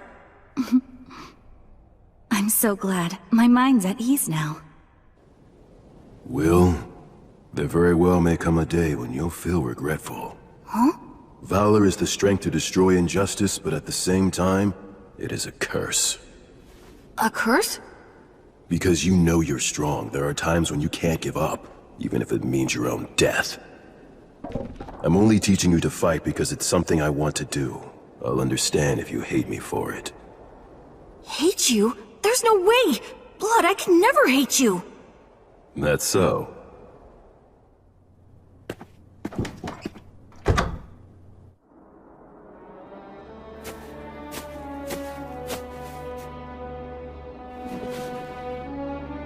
I've come home. Mary, I actually made some friends. And it's all thanks to you, Blood, that I made it this far. It's tough not having you two around, but I'm managing. Because I remember the last things you both said to me. And that's what helps me see these things through. I have to leave now. Oh, Gus. So you're leaving then? In the morning. Valakirka is an absolute warmonger through and through. He can only survive amid the chaos of war. It's unlikely that you can avoid a fight. And besides, the only one who's even capable of posing a threat to him right now is you. Not true. The fact is, I'm not strong enough. At this point, a dragon could easily defeat me without using its full power. Chances are that you're going to die. Both you and your friends. And even if you somehow manage to survive, that doesn't mean someone else won't die. It seems this place is your last stop. You could run away. If I threw it all away to survive, it'd just mean I wasn't dead. In this life and my past one, I learned that that's simply not good enough. I'm pretty sure that all the others feel the same way. Al, Menel, Rostov, and Gelreese, they've all come prepared. Maybe even more so than me. Besides, in spite of the odds, we don't intend to die. Honestly, it's mystifying. Just who do you take after? Good question. Then you should attack the dragon as soon as possible, before his body has had a chance to fully heal. The wound to the eye that King Arvanger gave him. You have no idea of just how deeply I wish that I could go along with you and help you out. But yet, when it matters the most, I'm of no use to you at all. Honestly, just hearing you say that is enough. It's okay. You can stay here. Please watch over Blood and Mary. I'll be waiting.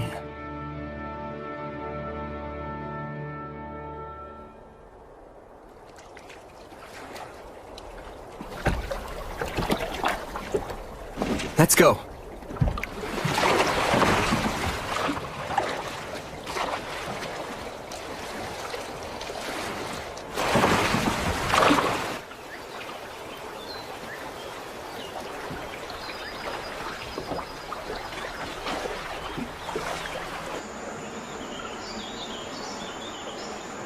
We need to take this tributary, don't we? So the map says. Any changes in the terrain and we turn back. All right. Sylphs, oh Sylphs, please hear me. Put the wind at our backs and send us on our way.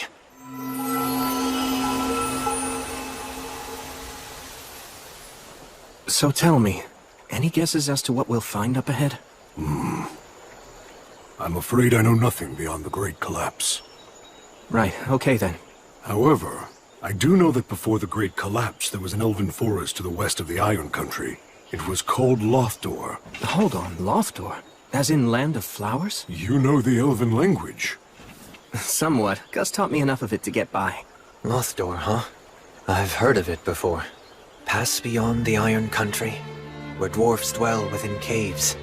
Cross the shining rainbow bridge, and there is where you shall find Lothdor. Lyres of silver and flutes of gold sing the song of Remirath. What was that? A travel song from my homeland. That brings back memories. Although in truth, the Iron Country didn't have a very good relationship with the elves of Lothdor. Oh, because of the logging? You know the history well. It's just that something similar happened in my homeland. Skirmishes between our people grew violent on occasion. Sometimes we hated each other. Regardless of that, they still remained our neighbors. They excelled at song and the spirit arts, yet they were also a proud and ill-tempered people. Despite our differences, we had a certain respect for them, and in their own way, they had respect for us too. And during the Great Collapse? I only know they withdrew into the forest and kept resisting. They absolutely would not give up no matter what. Perhaps they managed to survive. Elves live long lives after all. And maybe...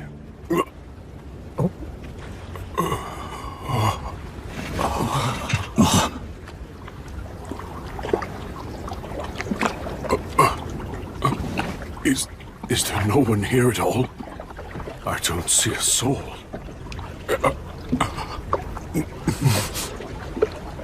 How regrettable. Looks like in 200 years, the flow of the river has changed. You know, this landscape looks rather familiar. Words of taboo. Yeah, if the elves really did sequester themselves in the forest, then there wouldn't be anything that anyone could do to discover them. So demons cursed the forest with rot. We must destroy them. You said it. We can't let them live. But first... Yeah.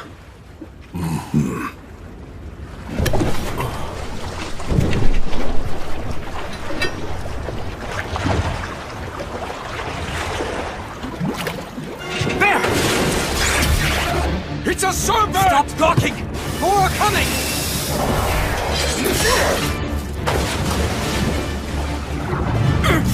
Metal, full speed! Yeah, I know! Sylphs, oh Sylphs, please hear me! Put the wind at our backs and send us on our way! Damn it! The response is too slow! Keep up the incantation! Raystov and Gelreys, take the port side! Al, you back up Metal! We're in a real pinch here. It's risky, but... Faster! Will!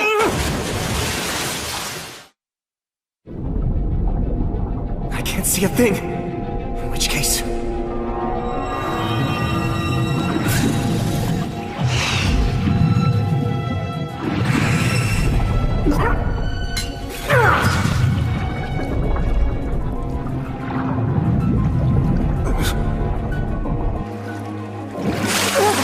Sir Will!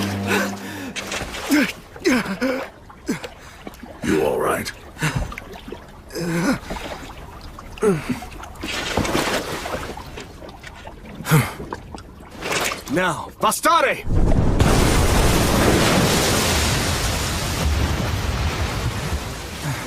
It's done.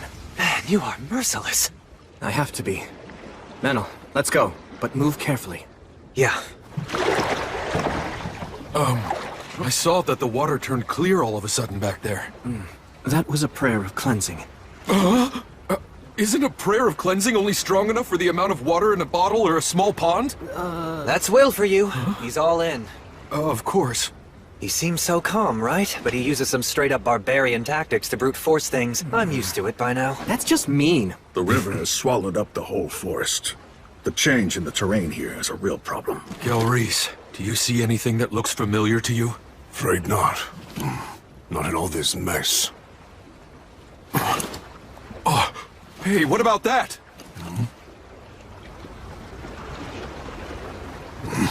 Going by that style of architecture, it's definitely elven workmanship.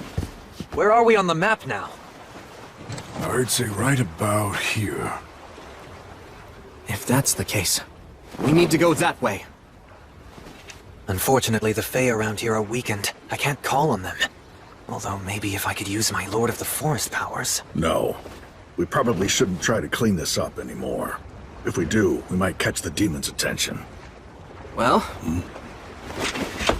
then let's row.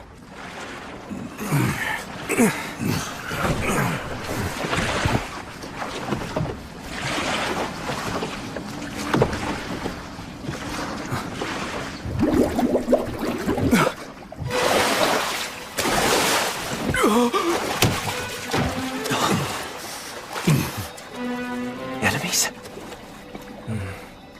They're simply in great pain, that's all. It's okay. Everything is all right. After this, none of you will curse anyone anymore. You won't haunt or torment.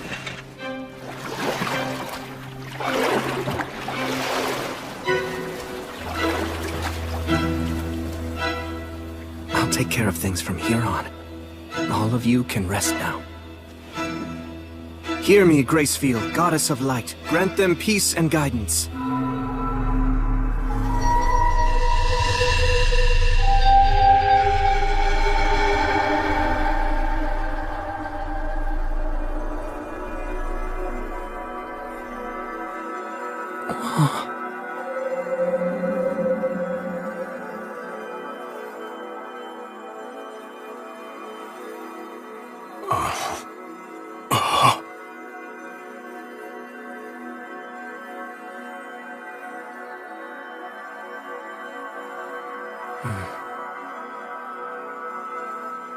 You're saying that we should go that way, as quickly as possible?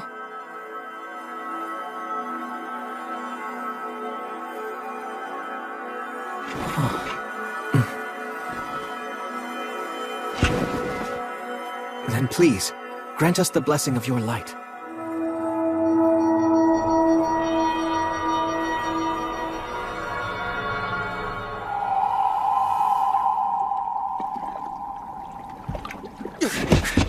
Let's go! Come on, full speed that way! Right now! Move it! Huh? You can't ever trust an elf's sense of time. Sylphs, hear me. Put the wind at our backs, send us on our way! You know the saying, when an elf says, wait a second, he means see you in a year? Well, it's actually true. So when someone with such a lousy sense of time says, as quickly as possible, that means... Oh, damn it, I knew it! Maidens of Water, give your blessing and race with us over the surface! Row! Hurry!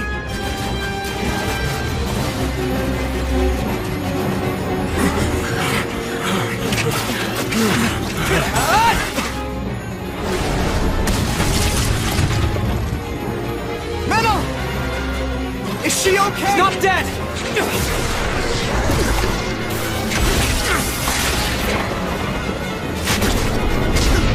Damn it!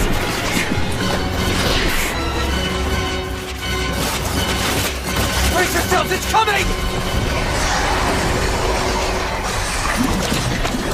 A Hydra. Sagita Flamium!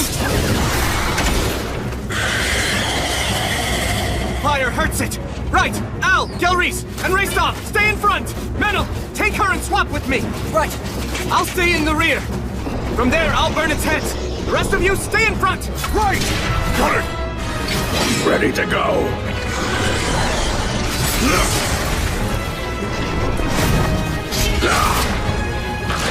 Sagita Flamium! Go now, young master! It's over. Well, looks like I'm not needed here anymore. Fine, I don't want to waste my arrows.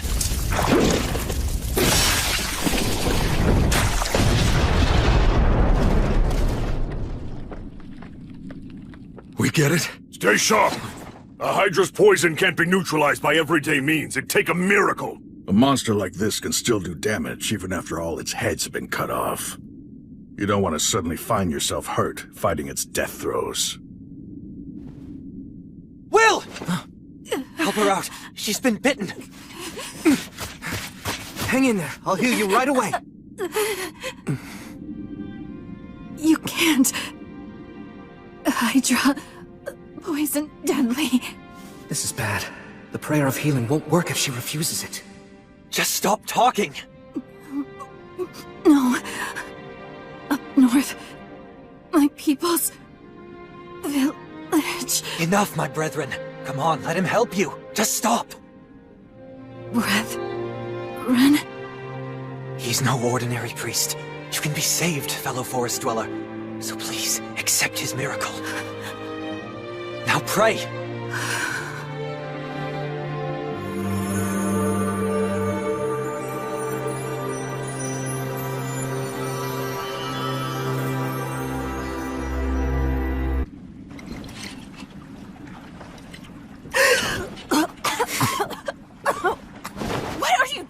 I was simply waking you up with an intense kiss. How's your head? Feel like puking? Any other symptoms we should know about, fellow forest dweller? Why, you? Such impertinence! Oh, sounds like you're feeling fine. Wait, when you said kiss, don't you dare tell me you... Just relax. It was a wine bottle.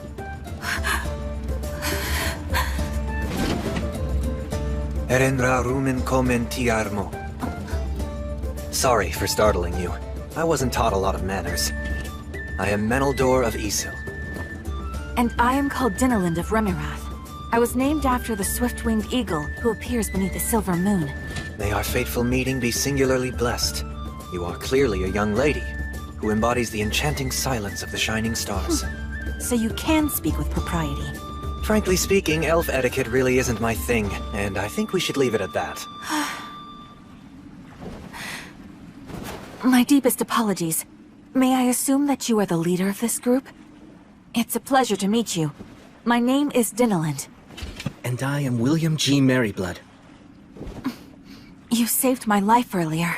From the bottom of my heart, you have my most profound thanks. Slay the dragon? Just you five? Seriously? You think we'd come this far into the middle of nowhere for nothing? I could believe that you'd do so, perhaps. But I'm sure that William wouldn't. He seems quite honest and sincere. I realize it's crazy. But even so, we still have to do it. I see. You are very brave. Why were you taking on a Hydra in a place like that anyway? It's somewhat of a long story, I'm afraid. We should eat first before hearing it then. You can't trust what an elf really means by somewhat.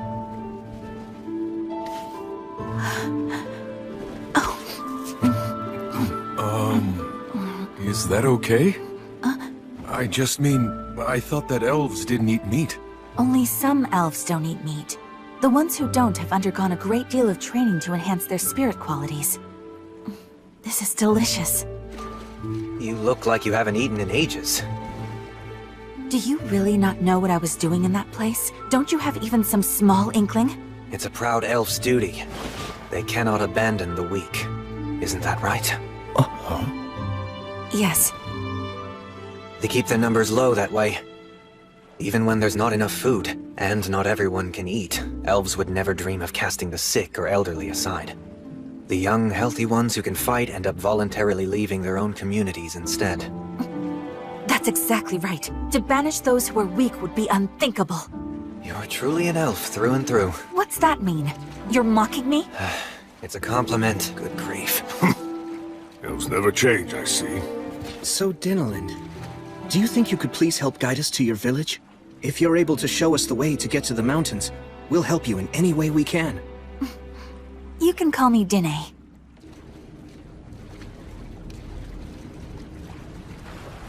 This all looks pretty bad. There's more than only the demon's words of taboo at work here. That's true.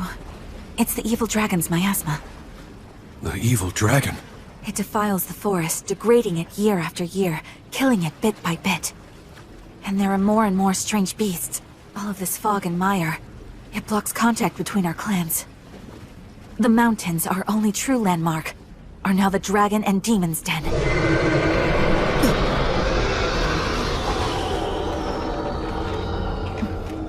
That sums it all up.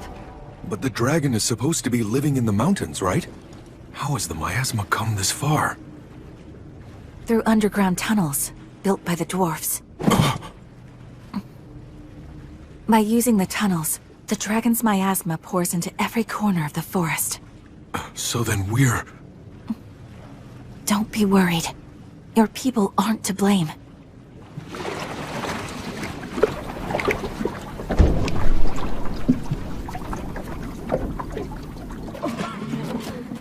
The powers of the Fae have weakened throughout this entire region. Because of that, the water, air, and food here have all been poisoned. Lothdor. The days when it was a beautiful land of flowers are long gone. So now, at best, it's the land of the half-dead. As a result, we never imagined heroes would come from the outside world to try to slay the dragon. Yet you came. Welcome to Lothdor. I warmly welcome you, you brave heroes. Please, allow me to heal those of you who are critically ill. Can we grant access to human strangers who've appeared out of nowhere? Can we really allow them to see our compatriots in their current weakened state? But these people... This offer has come from a warrior with most impressive weapons. Let me cure your cough. Wait, it should not be I. O Goddess of Light, hear me, Gracefeel.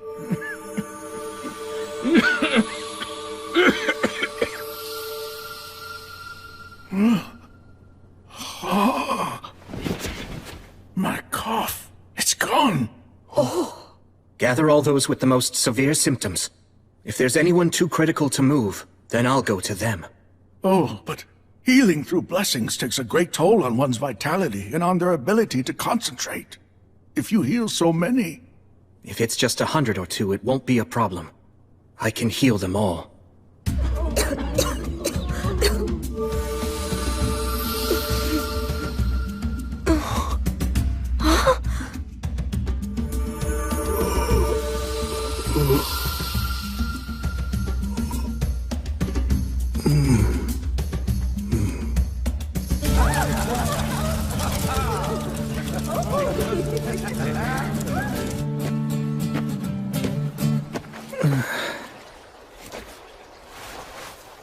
Goddess of Light.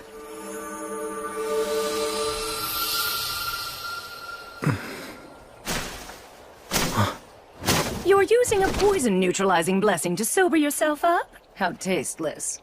This is enemy territory. I can't relax. Is your journey going well so far? It is for now, at least. A little warning from Gracefield, huh? I hope you're aware that Gracefield truly does love you. Wouldn't you like me to love you as well? What do you say? Please spare me your jokes.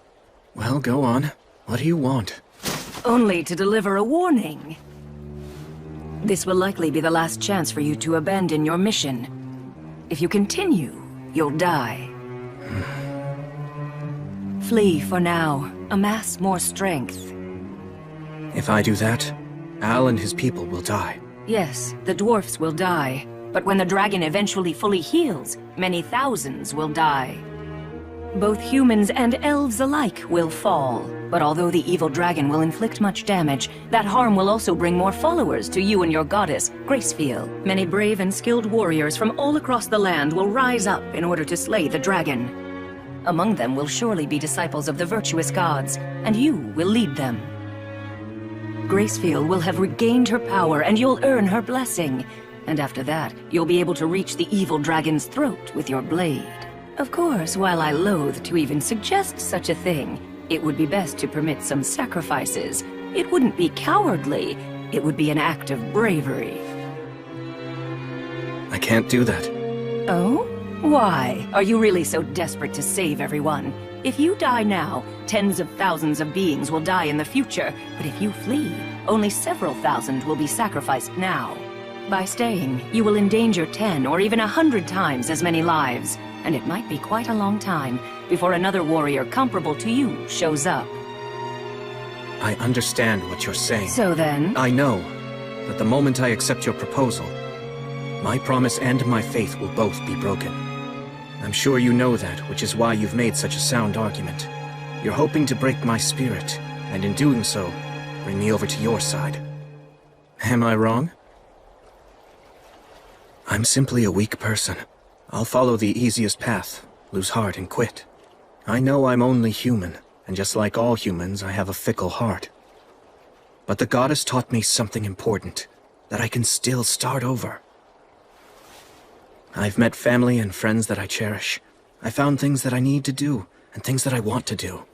And that's why I'm going to see them through. Until the moment I meet my death, I'll continue to serve as her hand and her sword. I swear it on the light of Gracefield. Rats. Seems I've failed to persuade you yet again. You're correct, you know. I realize that your soul isn't very strong. If you give up, you'll lose heart and fall. That's all your soul is worth. But despite that, you've turned my expectations on their head. You took me on and managed to defeat me. It may sound absurd, but that is why I consider you a hero. Quite a paradox. I never set out with the intention of being a hero. You acknowledge your own weakness, make it your reason not to quit. And so, even death can't deter you from what you believe in. And that's precisely what heroes do. I'm going to say it yet another time. Come over to my side and become mine, Paladin. Serve as my right hand. Together, the two of us will slay the dragon. We'll take down all heroes everywhere, destroy all the gods, and conquer this entire world. The both of us, you and I. Respectfully, I must decline. Besides, I'm aware that you don't like to see heroes fall from grace. I won't be swayed by your invitation, Stagnate. I'll continue to be your enemy. Because I respect you. Still, what a shame. You're going to die. The dragon will rip you apart. Very well then, my foolish, clever enemy. Farewell. Come on, just let me go already. I can't. I told you that I can't let you go. I see it's true that the elves of Isel have no principles. Like a let's keep it all a secret Remirath elf can talk. Oh, just a lover squabble. Wait a minute. What exactly did you just say? Listen, we have no time to waste on something like love affairs. I guess that is true. Not at a time like this. Even I have that much of a clue. But another time? Then I'd say sure. I mean, she is pretty. Look, so what if I drop a slick compliment or two whenever I see her? That's just good manners. I guess I just don't get it. You really are just Ectokaku Niragamose! Is that so? Well, I'd say that you're an Onomaknak. Excuse me? The Lord of the Forest here. That's right. I should be able to heal him at least some. Oh, right. With the new abilities you have. No, absolutely not! Okay, look. You know, Menel really can be trusted. I do put trust in what you two have to say. There's no telling just how many elves you saved last night, and for that I am grateful to you. Then why do you say no? Where the Lord of the Forest is, it's Demon Beast territory. To put it plainly, it isn't our land. Okay, then... What, we should just depend on you? You think we have the right to ask you to get involved in yet another battle when you're about to enter a different one? We should beg you to help us because we can't handle it by ourselves? And have you put off what you came here to do? No, I refuse to! I simply won't make such a shameless request of you! You see? That's an elf. Seems the elves truly haven't changed even a bit. So what do you think we should do? Do whatever you want to. All right then, let's get started. Do you even know where the Lord is? He's pretty weak, but I can sense him. Please, Gelreese, go round up Al and Raystov for us. And come armed. Right. Hold on a minute, what are you talking about? A demon beast extermination. But I just told you we aren't— But there's no reason to complain if we do it, right? And just so you know, a few magic beasts aren't anywhere near enough to defeat either me or him. All right, fine then! I'll go call for some of our best talents, and don't you dare leave on your own! The demon beasts who've taken over the Lord of the Forest's throne are insect types. The earwig's defensive abilities are especially troublesome. That must be one of them!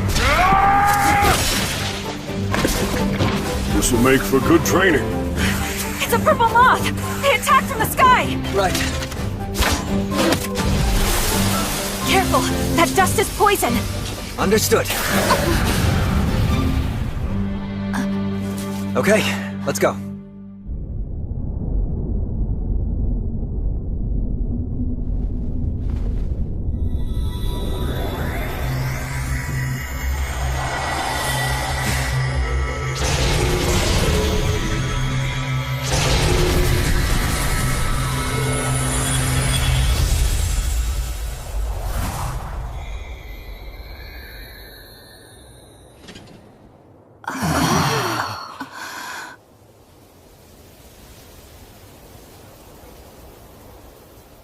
Nicely done there.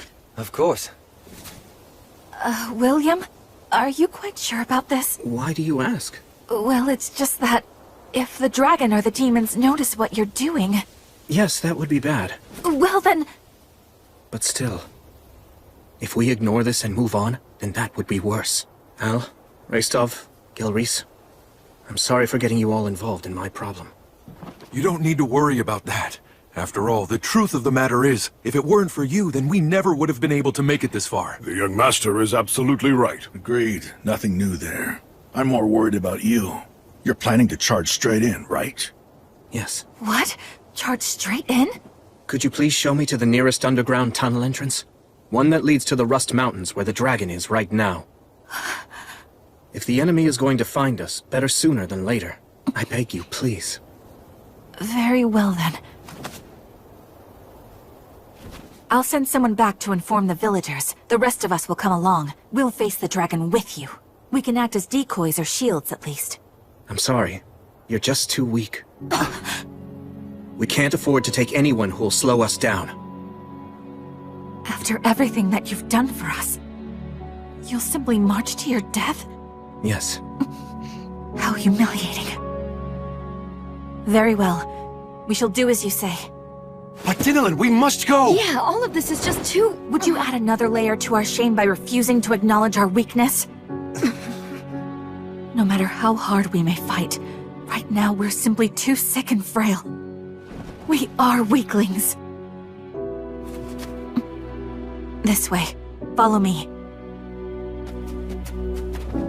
You should have let me handle that. I couldn't. It needed to come from me. The West Gate. Never in my life did I dream that I'd ever come here again. This is it. This is the entrance to the Iron Country. So you're really going to continue on then? Yes. Pulsate et aperiatur vobis. Al, knock on the door. That is the signal. Sir Will. Are you sure I should be the one? You're the only one who has the right to open this door. You're the natural choice. Right.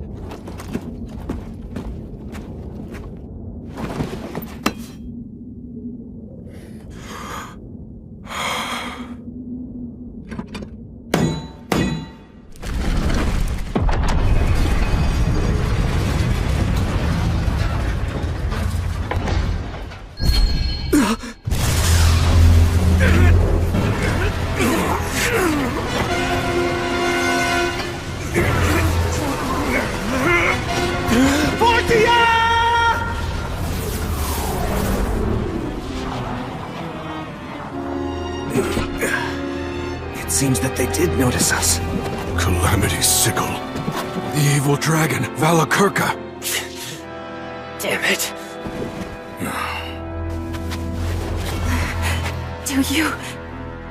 Do you really intend to go up against this? Yes. This is the reason we came. Lumen. We came here to reclaim the mountains. To reclaim peace. So we're going in. Wait! We won't forget our debt to you. We, the Elves of Lothdor, do hereby swear to our ancestral god Rheasilia. One day, we will return the favor that you've done for us.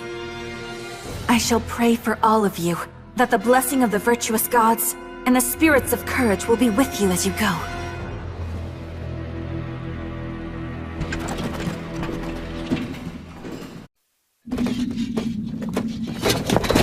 Wait! We won't forget our debt to you. We, the Elves of Lothdor, do hereby swear to our ancestral god Rheasilia. One day, we will return the favor that you've done for us.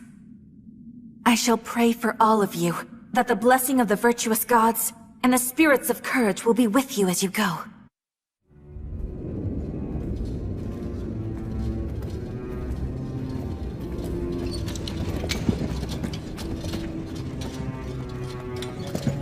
Oh, man. Let's not stay here too long. We made the right choice not to use fire. The air down here is stagnant. Sir William cast a spell of poison resistance on all of us, but it feels foul here nonetheless. And the visibility is poor as well. It's terrifying to think we could run into enemies or traps.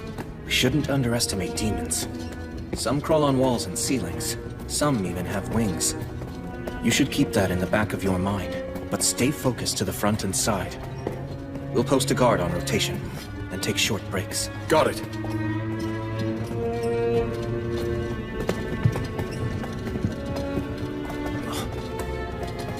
Hold it! A trap.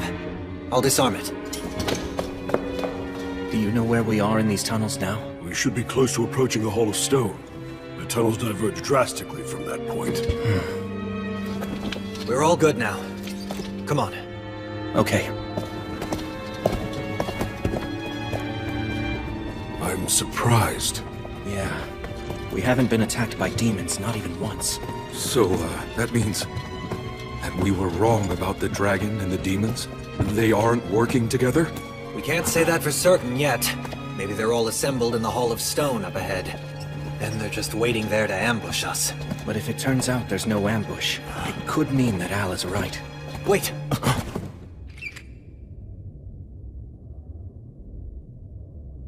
What is it? I heard something. Like the sound of clanking metal. And footsteps as well. Do you think it's an ambush? Don't know. All that I can really say for sure is that something's out there. So, then does that mean this is, Yeah. Gelreese and I will go in first with our shields up to protect everyone. Menel, back us up from the hallway. Al and Raistov, stand by. Watch for a chance to charge.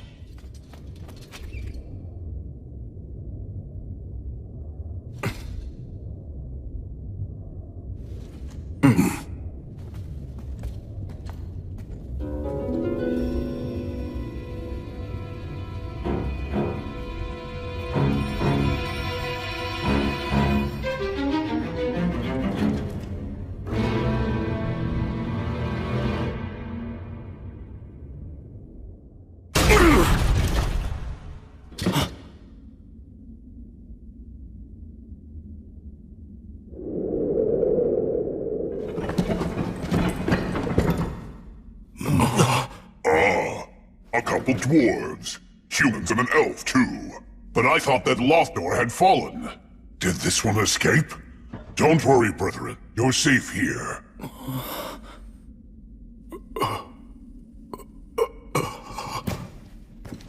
So, how goes the battle? You must have had quite a rough time. You're all here. Oh wait, I know you. You're Gelreese. I thought that you got out. What, did you get out and then come back? That is just so like you. You've sure got guts, though. You'll add the strength of 100 to our ranks. Fight alongside us.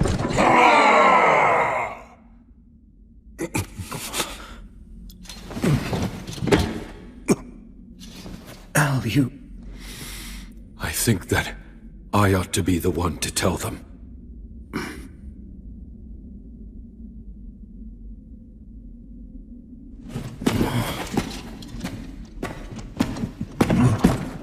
Is this King Orvinger? No, he's not the king. The king should still be in the throne room. My name is Vindolfer. I carry in me the blood of Orvinger, the last king of the Iron Country. The last? He's not the last. We're still here. The Iron Country has not yet fallen. This is a fine estacade. You have prepared well. I can tell that you've continued to repair and improve it. That's right. It is the pinnacle of our engineering. We will not allow the demons to enter here. I see. But still...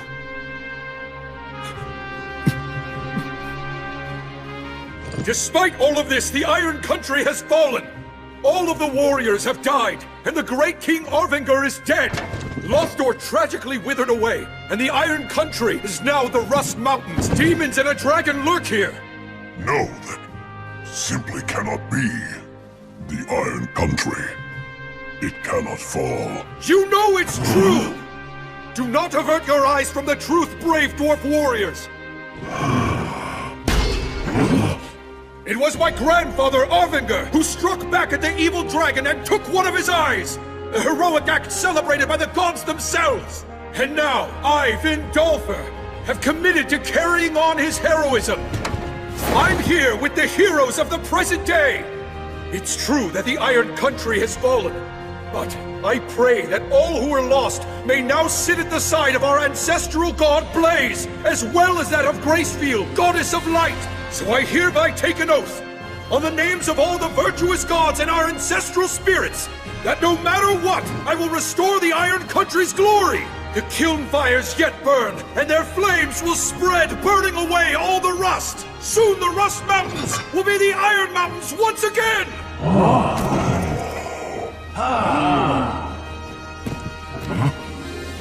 And so, I beg of you, please rest now. You all have done more than enough.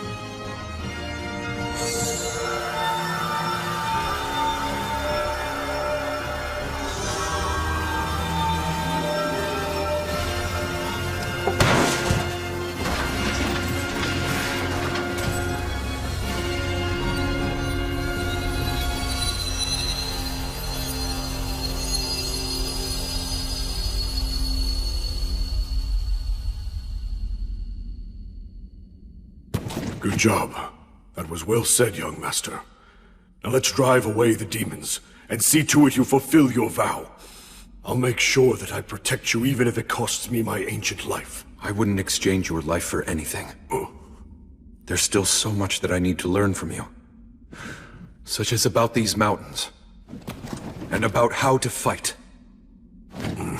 Who in their right mind makes pain-in-the-ass promises to rebuild an entire nation? Talk about dumb.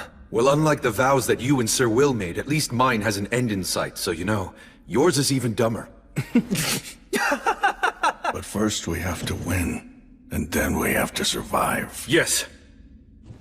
Sir Will, I'm sorry for the delay. Let's proceed. Your orders? You don't need to call me sir any longer. I can't very well make a king be my thane. But... No! You are still Sir Will! The peerless knight I admire. I respect you deeply. I see. Guess I can't stop you then. What you did back there was commendable. I'm sure that they all felt blessed as well. Right. But should I also feel somewhat grateful to the god of the undead, or shouldn't I? Well, just a little bit couldn't really hurt, I suppose. Yeah.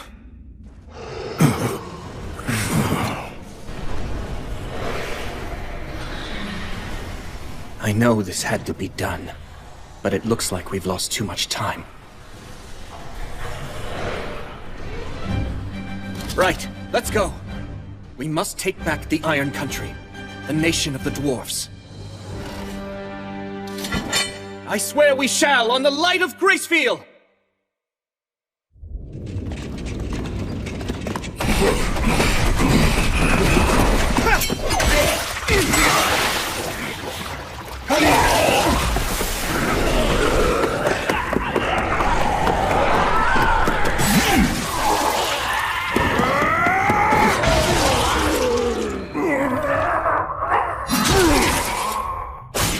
Now take a right at the next junction! Right! Well, glad to see none of our guys on the front line are holding back. Will, you good? Yeah. We're not getting much pressure from demons behind us. I can handle it myself! Covering our backs on your own, huh? I see you're as brilliant as ever. Nice job. I'm really not, though. After all, I'm not alone. We're nearing the Hall of Light. The dragon's likely in the great cavern beyond it. I imagine demons will be waiting to intercept us in the hall. It's the throne room where the great King Ovinger delivered his final speech to our people. We must reclaim it. Yes, and we shall! If you say so, sure. I'll back you up. Yeah, everything that was stolen should be taken back by its rightful owners.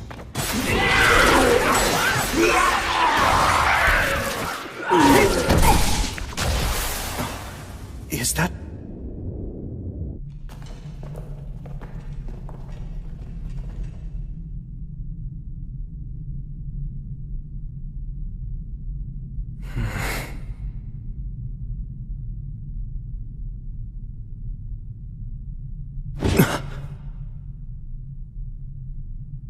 I think that's... the General Scarabaeus.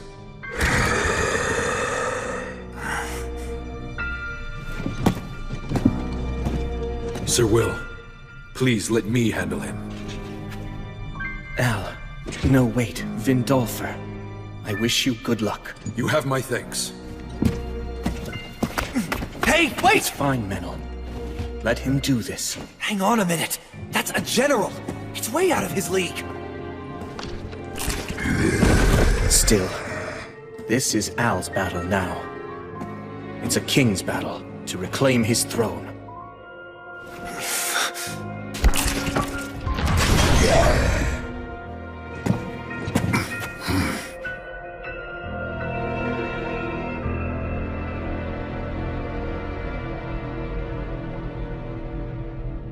I don't like the look on its face.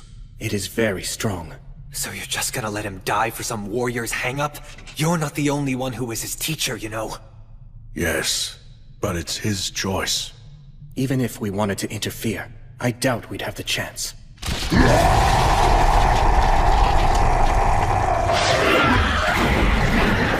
see what you mean.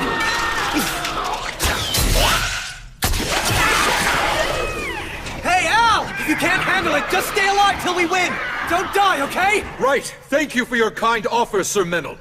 But still, I'll win. I will defeat him!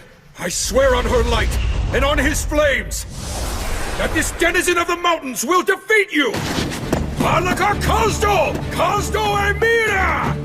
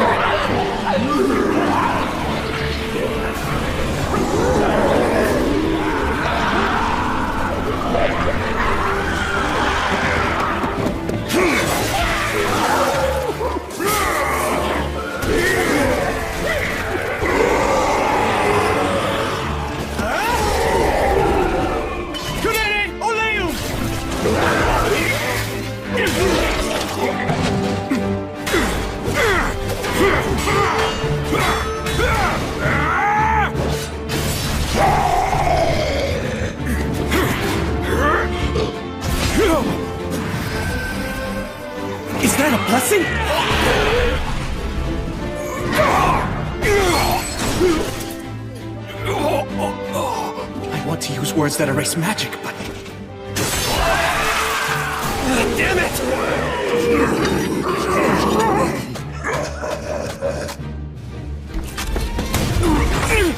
No! It's all right, because...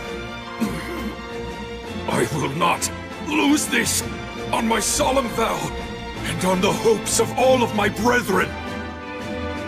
I swear that I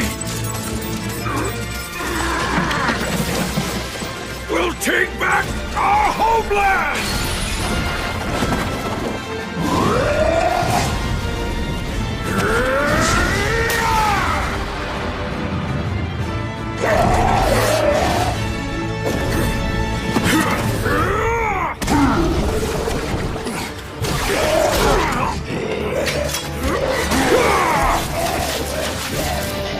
I'm going to take back everything you stole from us!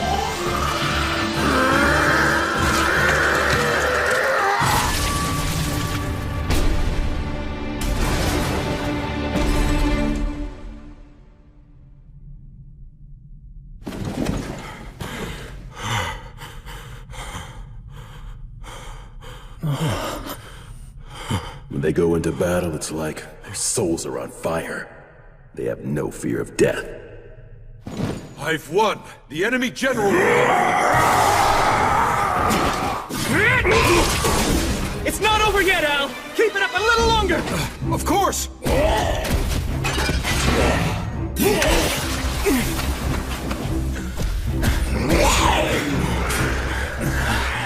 We're nearing our limit.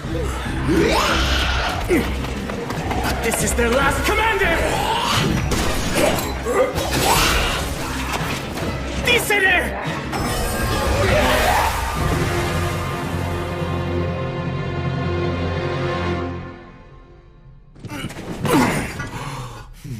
Now, Gilreese, you go stand guard first.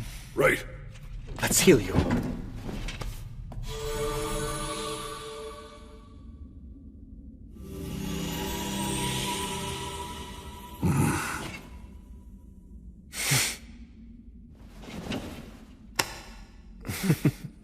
Man, I really thought that we were all dead meat there. The 5 of us charging into the demon's base was definitely a reckless move. Oh, that was well done. You did great, my man. Oh, no. I didn't really...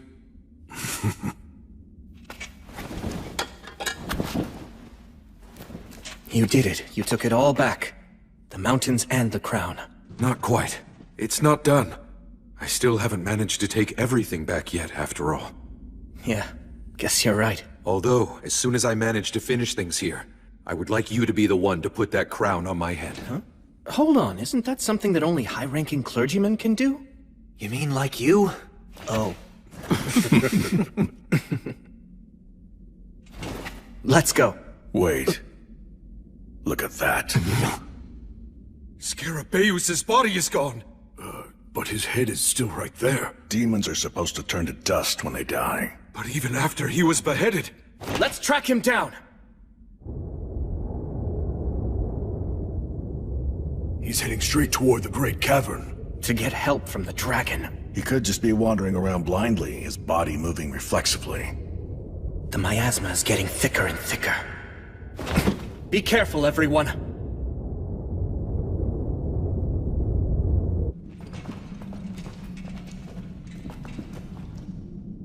This is the Great Cavern. Look around, find him.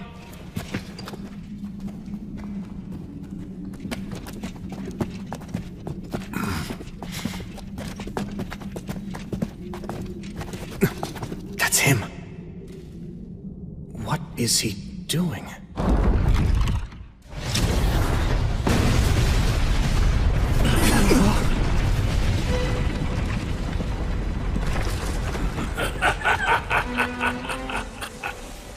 What a pathetic little weakling.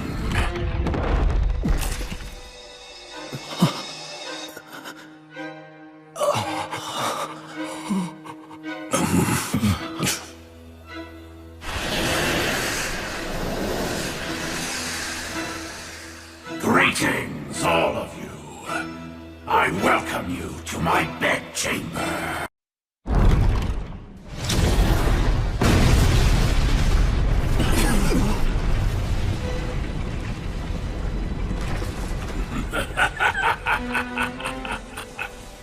What a pathetic little weakling.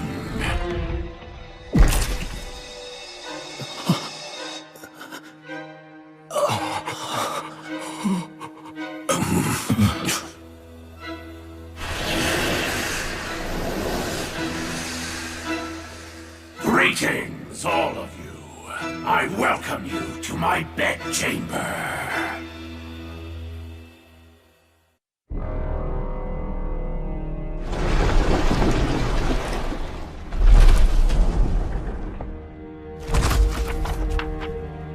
You there, weak one. The one who is destined to die here. I ask you, what is your name?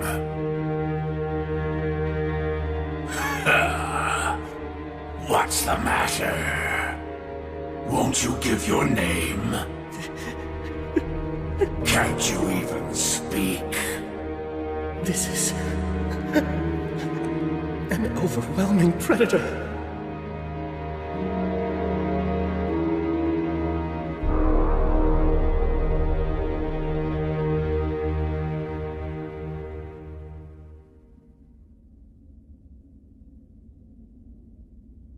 You may try to deny unpleasant feelings such as fear and anxiety, but doing so won't make them go away. If you wish to be confident, pride is not what you need, just as false bravado is not what you need to be courageous.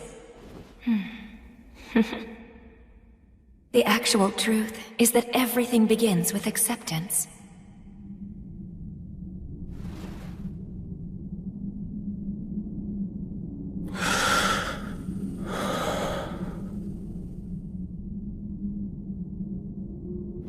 If you're going to ask someone's name, shouldn't you give your own first?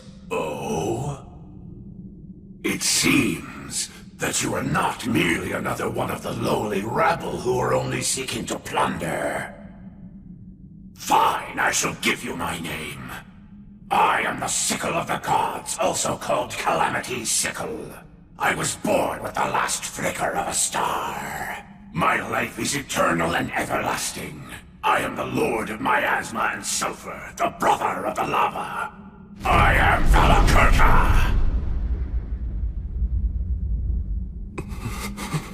Now, answer my question. Who are you, small one? My grandfather was the Wandering Sage. The name my father bore was War Ogre of the Star of Leo. My mother's the beloved daughter of Mater. I'm known as the Light of the Hinterlands, the Faraway Paladin. Disciple of Gracefield, the Goddess of Flux. I am William G. Merryblood. It is an honor to meet you, Dragon of the Age of Gods.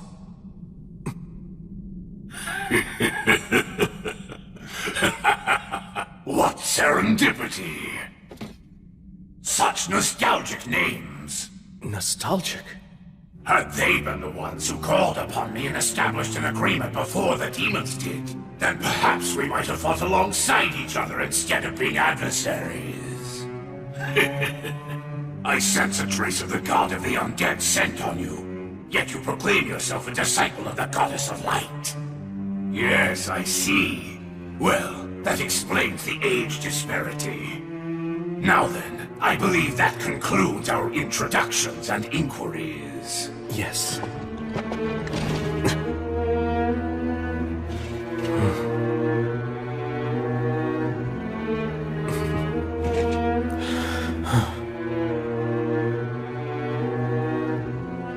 Faraway Paladin. Do you wish to take me on as your servant? Why does that surprise you so? You and your companions destroyed the demons. You're a danger even to me, and that is inconvenient. Since that's the case, it's only natural that I would seek something new to depend upon for protection. Of course, I do have some ulterior motives as well. I'll have to ask for appropriate compensation.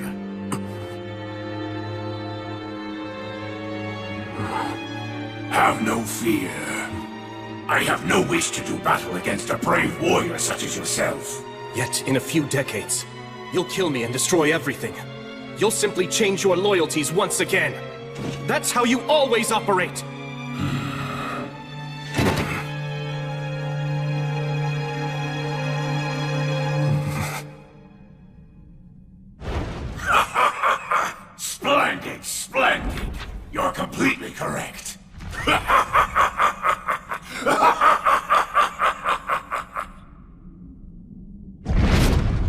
But then, it's really not such a bad deal, is it? He's right. If I accept the deal, I won't have to fight a losing battle today. After all, what reason do you really have to fight me? Did you not come to me armed with spear and determination because you perceive me as a threat to innocent people?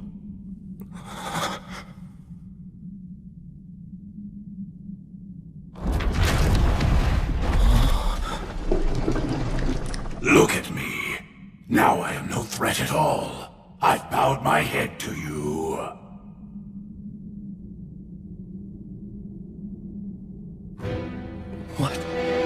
What is going on? All right, make your choice. Show me you have what it takes. Prove you can wield authority over me. Now what will it be? Are you going to choose peace? Or will you choose battle, even if it means your demise? You should be aware that I'm not a patient creature. Act now, choose quickly.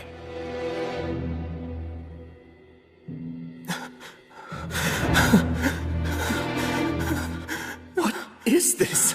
Should I refuse? No, if I do that, what should I do? What choice should I make?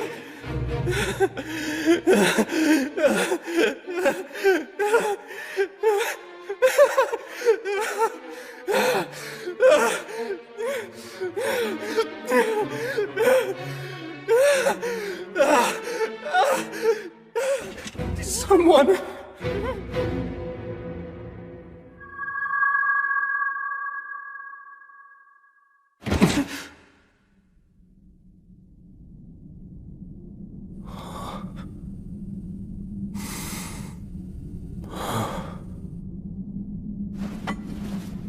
That's right.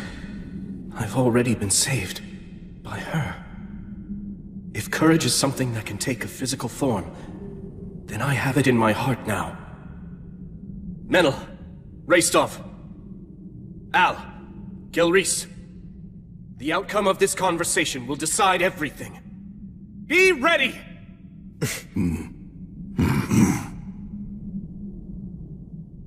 So then, have you decided?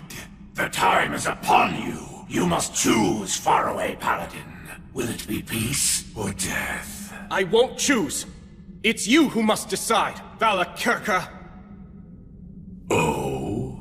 And just what is this choice? To mend your ways, or not?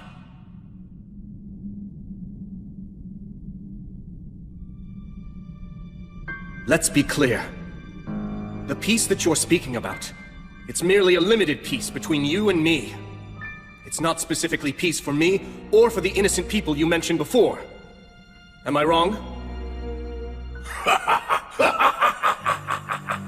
No, indeed, you're correct about that. In that case, I can only offer you one way out. Mend your ways!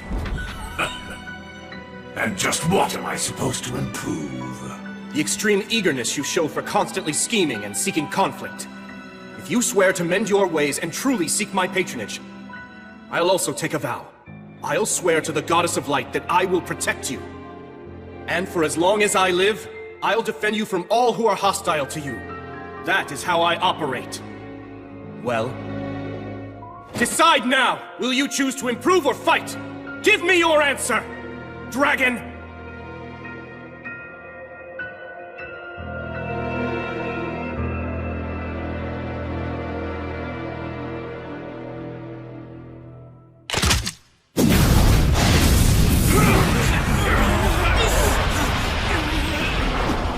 Well done! You have successfully answered the dragon's riddle. Good job, faraway paladin. You are no reckless boy showing off his own strength for a lark. Nor are you cunning for the sake of protecting your own life. You walk the path that you consider to be righteous, and you do so with valor and wisdom. How marvelous! You are in every way the successor to those heroes of old. I hereby acknowledge you as the true hero that you are.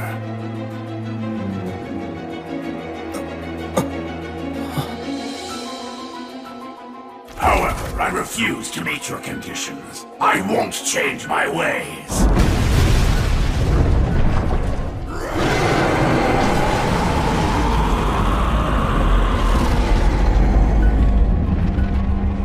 I am the great Valakirka! I am the sickle of the gods, also called Calamity's sickle. I am the lord of miasma and sulfur and brother of the lava. I am alive because miasma poisons and kills, and because lava is boiling hot. War, disasters, feats of valor, treasure, death, sacrificial maidens, and heroes. What would a dragon be without any of these? I am Valakirka. I'm the oldest and most powerful of dragons, feared even by the gods. I am Valakirka!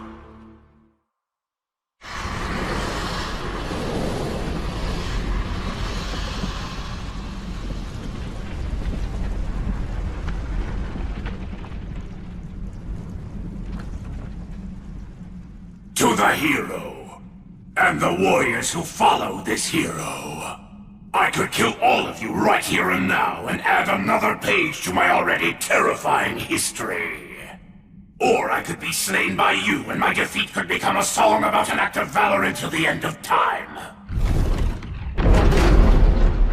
If you're prepared for the dragon's flames to burn your body and soul and erase you from the cycle of death and rebirth, then I shall allow you to bring your challenge against me.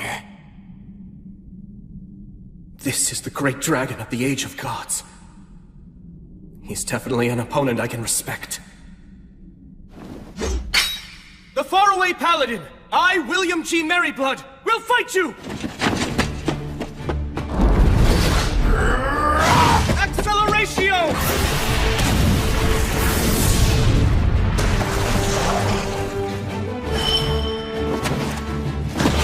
Lamina!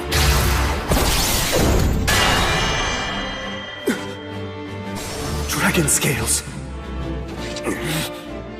If you really do intend to fight him, you're going to want to aim for his old wounds. Dragon scales are very tough. I doubt that even blood would be able to cut through them and reach the dragon's flesh. I can't keep chasing after blood forever.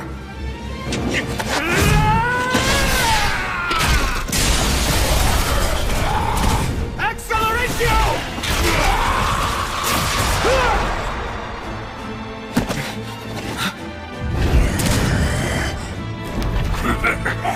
You can break through a dragon's scales, huh? What perfect light exercise! This should help keep me away! Hey! Will's not the only one you're fighting!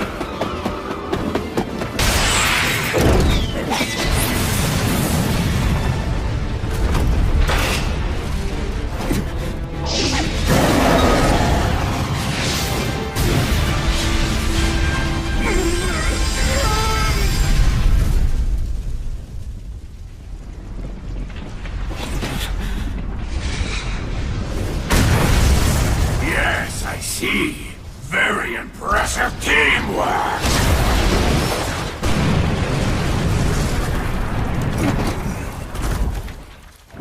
Flamo Ignis! Sylphs, oh sylphs, you maidens of the wind!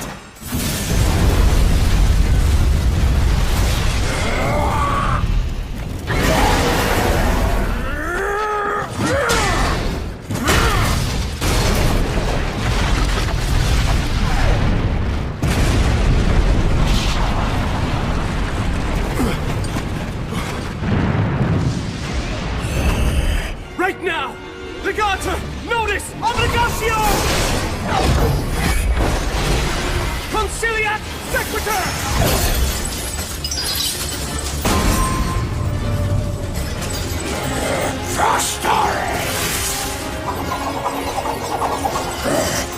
This is a triple cast, Gus's specialty. The trump card of trump cards that I burned into my eyes that day. Halidam Mors!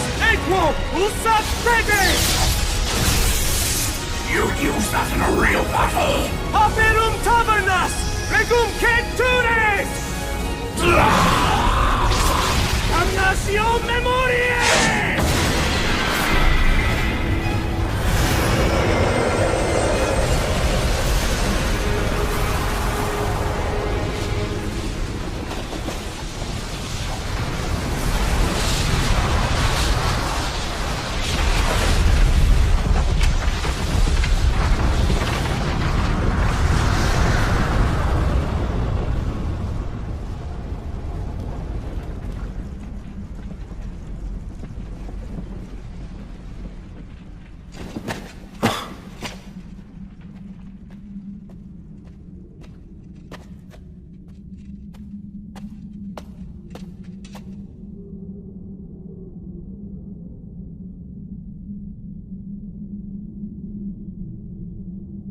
Did we win? Looks like it. The moment of victory is surprisingly disappointing. Huh? Hey, Will?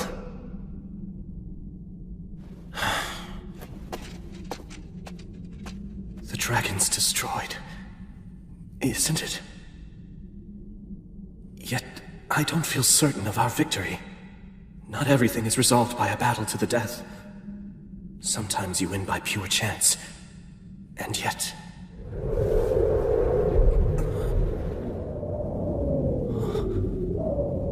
Is that wind? It's not over!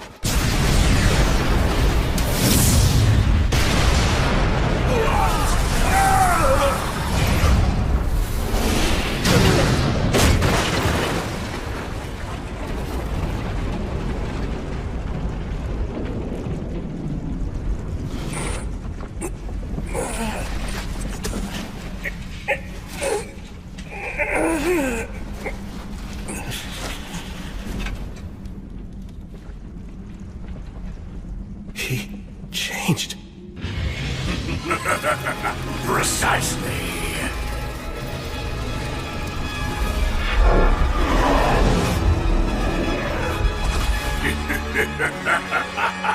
Words of transformation. Words that are so risky that humans can't even use them. Actually, that raises another point. How was a huge beast like Valakirka able to get into this underground country in the first place? So, have you caught on now? That's right! The words are all extremely well known to us dragons. Oh, I see. You'd hope that with the words of obliteration, you'd be able to erase even someone like me. That all you needed was for your aim to be true.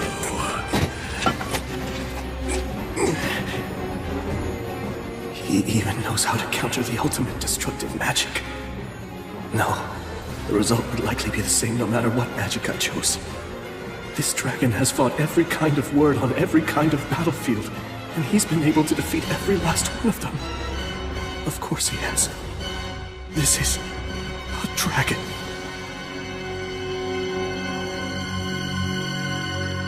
This dragon has fought every kind of word on every kind of battlefield, and he's been able to defeat every last one of them. Of course he has. This is a dragon. Well now, faraway paladin. You fought bravely, and for that I commend you. Out of respect for the spirited fight that you've managed to put up thus far, I have an offer. Do you have any interest in serving me? I see that you're wise to my intentions, but I'm prepared to give you a justification. Should you refuse to accept my proposal, I'll burn your companions' flesh and bones, and even their very souls, till they're nothing but ashes. Thus threatened, you can say that you had no choice but to capitulate to the dragon to save your companions' lives. Well, it serves as a good excuse, doesn't it? I have seen many humans with that very same look in their eyes. Even if I were to threaten to burn you to ashes, I know that you won't bend or falter. I can see that you're still trying to ensure that your companions don't suffer such a fate, while you continue to search to find a way out of this predicament. But no matter how hard you might try, all of your efforts are completely in vain. Am I wrong? Although, there actually is one single way for you to avoid giving it to me. You need only kill yourself. You're loved by the goddess of flux, aren't you? So, all you have to do is simply cut off your own head. After all, the next world awaits you, right? And the next one after that as well. And the one after that, too. And even the one after that. You have an infinite number of chances, don't you?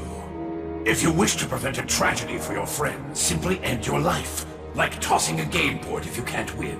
You can just tell yourself, not here, not now, next time. This isn't the right moment for me to fight. No way. I won't choose that.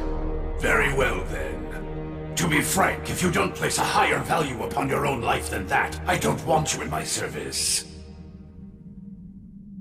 All right, now choose. Will you side with me? Or will you fight me and in doing so, die? I can well imagine what would happen if I were to take your side.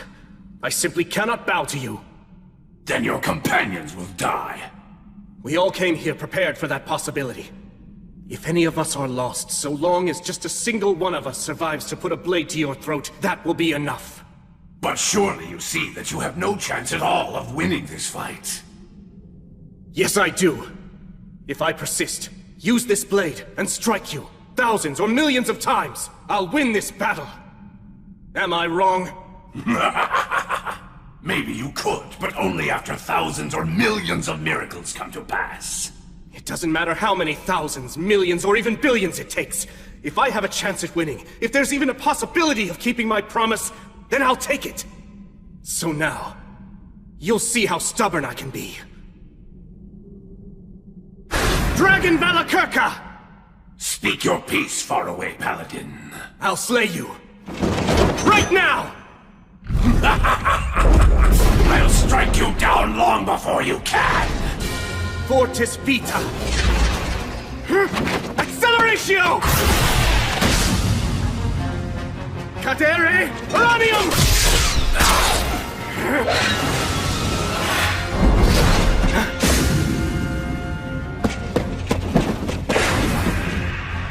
I need to try to keep them out of this.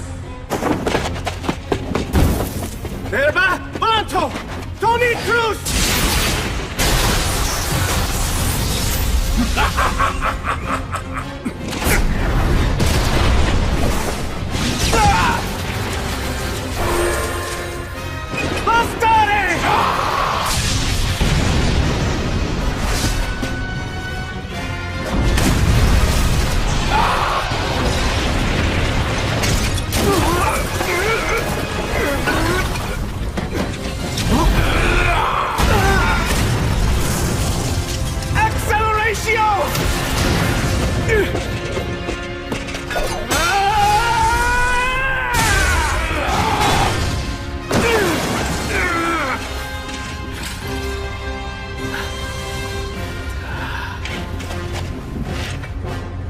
Pale moon.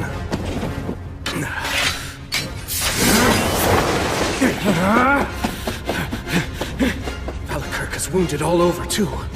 If I can just manage to stab him somewhere with Overeater and extract his life force. Truly a shame.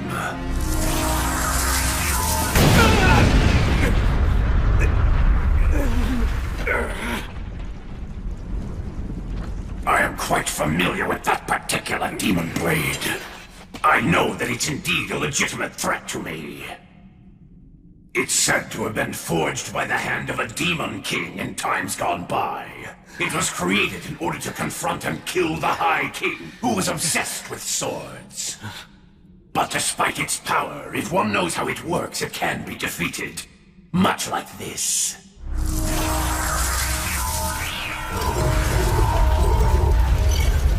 I guess he has no intention of fighting at close range anymore. While I admit that this battle has been an entertaining experience, I have to confess that I never dreamed a mere human could make a fight as difficult as you've managed to make this one. Faraway Paladin, William G. Merryblood. My mana, it's already... And I commend you for being able to wound me as many times as you have. Were we merely taking this opportunity to test each other's skills, I might have been tempted to place a wreath of victory on your head for putting up such a tenacious fight against a dragon. Your strength genuinely rivals that of the heroes from the Age of the Gods. You are, without a doubt, a true man of power. A hero of the present age. However, this is no mere test of skill. It's a battle to the death. I won't make you suffer. At the very least, I'll allow you to die quickly! I swore an oath. I made a vow to the goddess!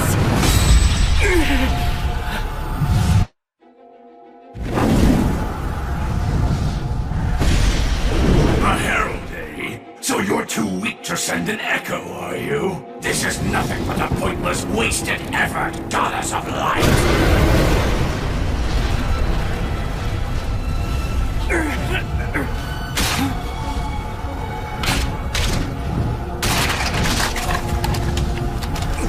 Goddess!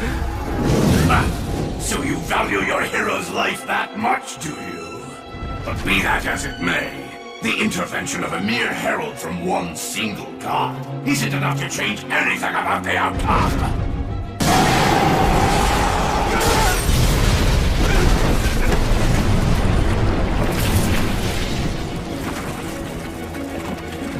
Paladin, you have proven yourself to be worthy, so I'll allow you to die by my breath. You will always remain in my memory, but as for your body and soul, I will burn it all to ash, down to the very last fiber of your being! No, I can't have that. Who goes there?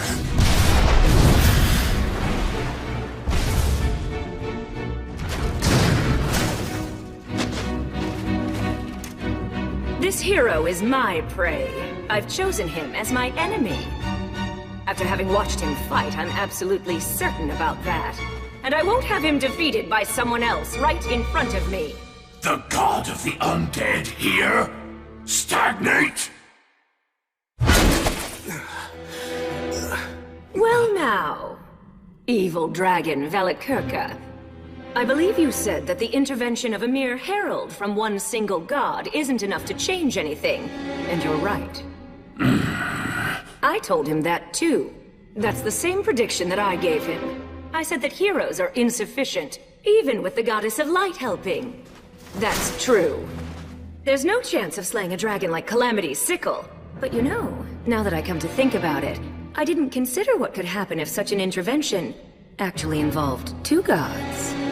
I wonder what would change. Would a hero have a chance of winning? I believe they'd have at least some chance, Velikirka.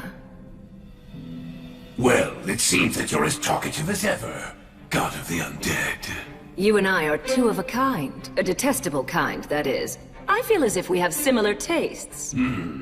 But my taste is nowhere near as bad as yours. A life, a soul, only has value if it burns out in a final blaze of glory. What's the point of living forever anyway, you worldly fool? That itself is poor taste. Beautiful things should last forever. That's only natural, but you just destroy. My, what a lady killer you are, Paladin. Even in the age of the gods, I never saw the like. Just imagine, two goddesses rushing to your side when you're in peril.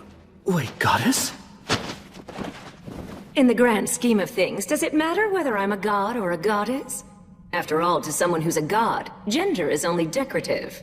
Right? Oh, come now, don't be so angry, Gracefield. I mean, where's the harm in enjoying a little perk like this? What's that? Why now? Is that what you're asking me? Well, after watching such a furious battle unfold before me, I'd regret not intervening much more. You did your fear in a fight involving the great and powerful Velikirka just for a petty reason like that? Why, you pathetic, hero-obsessed hedonist! Yes, precisely. This strange paladin, this hero who's standing before you, I think he's worth going mad for. Now then, this battle hasn't reached its conclusion just yet. So tell me, do you still have the will to keep fighting, William G. Merryblood? Come now, my foolish yet clever enemy, Paladin of the Light. Uphold your vow. Hold your conviction steadfastly in your heart. You said before that you'd fight until the moment you fell over dead. Surely that wasn't a lie, was it? Guess I have no choice. I can't get out of this, huh? Velikirka! What is it? Remember what I said? I'm very stubborn. Indeed, you are incredibly stubborn. Was it this persistence of yours that made the gods finally take action? I admit, you're truly a hero. Very well then. It seems that the gods have given you their utmost blessings and protection, allowing a mere man to stand as an equal to a dragon. And burning even a hero who's lauded by the gods is what makes me a dragon! So now, you merciful goddesses who oversee the soul, lovely maidens who have lost the protection of war, what safeguards are you planning to give to this hero? That is, how will you kill me? I won't give him any. As I said before, this man is my enemy, and he's declared that he always will be. So I have no reason to grant him any kind of protection. Oh. But surely you haven't forgotten, have you, Valakirka? You do know where you are right now. That's right. This is the Iron Country. The mountains where the regretful souls of the Warriors of Flame reside. Now is the time to return. Your compatriots, your descendants, have come back. They've brought one who is undeniably a hero, so that he may defeat the demons, challenge the dragon, and take back the mountains that were once called home. A warrior shouldn't wander asleep, merely observing such an event. So now, come and take up the sword of vengeance! Set the fierce flames of your courage ablaze once again. Your time has come, Dwarven warriors!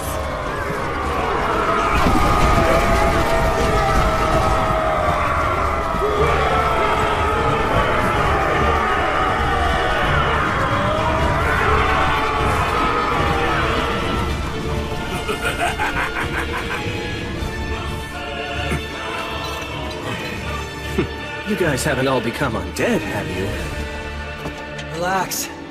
We're all still alive. That's right. As you see. We did cut it pretty close, though. That solo battle of yours kept the dragon distracted for a while. Then, with the protection of our ancestral god. Well, it took a while since I'm not used to it, but I healed us all. I see. Al, remember when you were fighting against that demon? You were in the divine protection of Blaze, the god of fire. Indeed. Sir William, what is all this? They're our allies. Reinforcements we can rely on.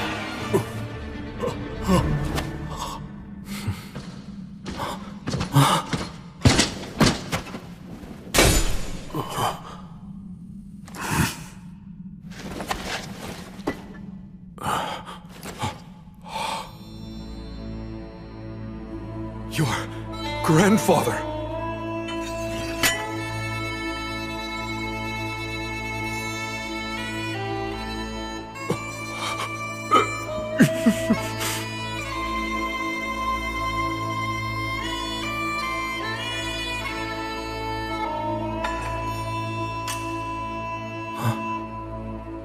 Hold on. Shouldn't you give that to Al?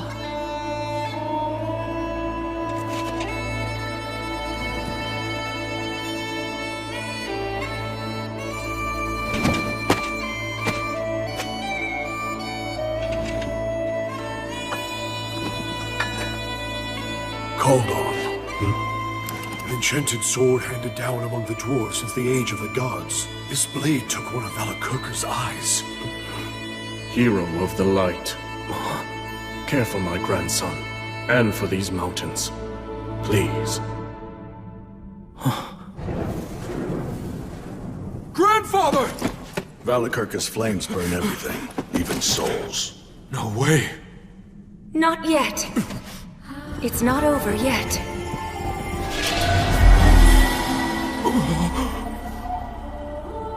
Goddess, you... Hear me, all of you who cannot preserve your souls. You who've been burned by the dragon's breath and cannot return to the cycle of rebirth. You who were born into this world, lived well, and enjoyed life to the fullest. I bestow upon you this final blessing. If, even in death, even after your souls have perished, you still wish to pursue what is good and right, I shall guide you. Standing before you are the heroes of the present day. Gather within them!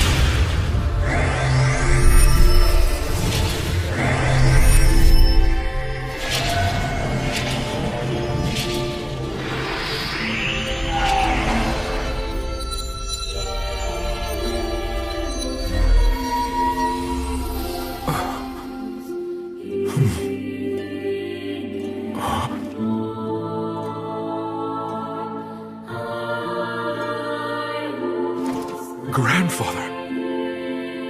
Even now, I won't apologize.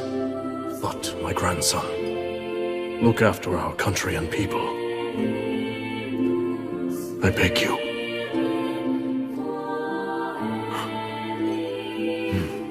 I will. You can count on me.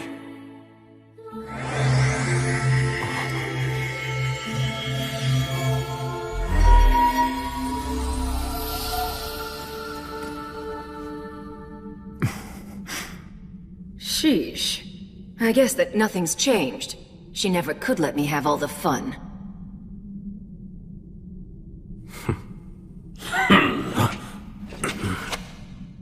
It seems that you're finally ready, faraway paladin.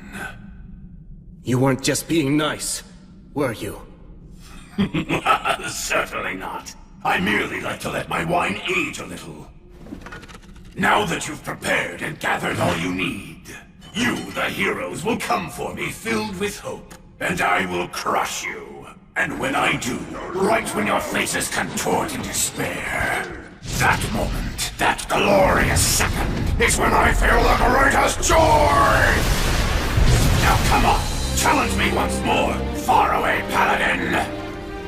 Which will it be? Will I kill all of you and add a new entry to my long history of terror? Or will you slay me instead and go on to be celebrated forevermore for achieving such a tremendous feat? The time has come. Let us finish this battle! Here goes. Yes, I order you once again. Go. Slay the dragon and keep your promise to me, my knight. On my sword, and on the light, on the souls of the warriors that now dwell within my chest, the evil dragon will die! I will slay— Slay the dragon, and keep your promise to me, my knight. On my sword, and on the light, on the souls of the warriors that now dwell within my chest, the evil dragon will die! I will slay him! Burn, flames of courage! It's time for retribution! Evil ends now! Bellator! Bellator! Fortis! Fortuna! Anuva!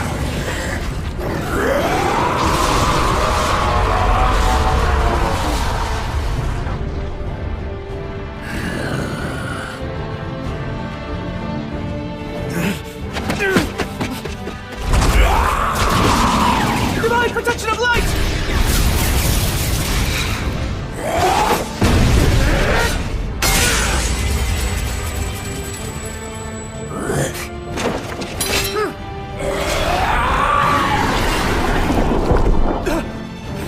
I'll crush you! Will, no! Sir Will!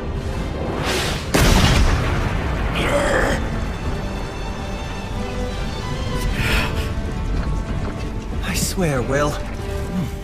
He's figured out the dragon's moves.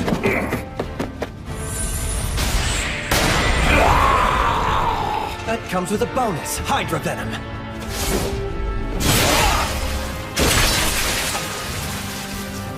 Now fire!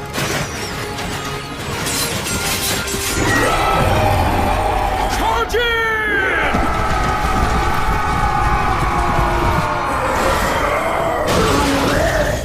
Quick defend! Now burn brightly! Flames of courage!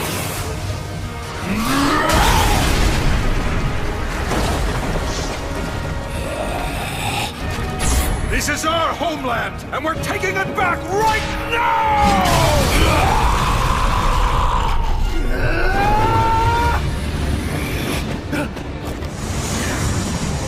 I didn't want to have to do this, since it will also harm my treasure. If he breathes on us, we're done! Brave warriors, this shall be your demise! Acceleratio!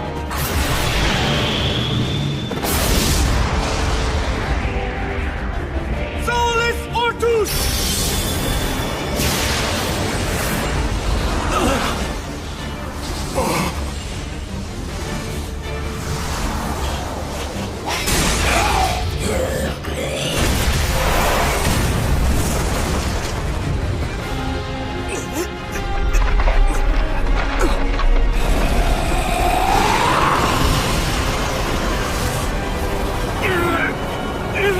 If I go down with the dragon, that's fine.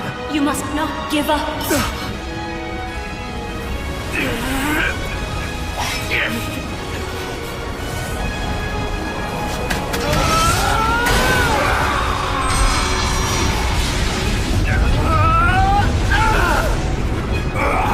I swore an oath to the gods!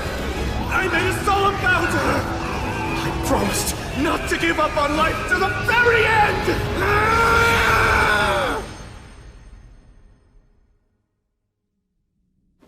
Will! Hey, Will! Please, Sir Will! Huh? Hold on. Am I? Come on, speak to me! Will, are you alright? I'm just fine. Menel? You shouldn't get up yet. I feel really good for some reason.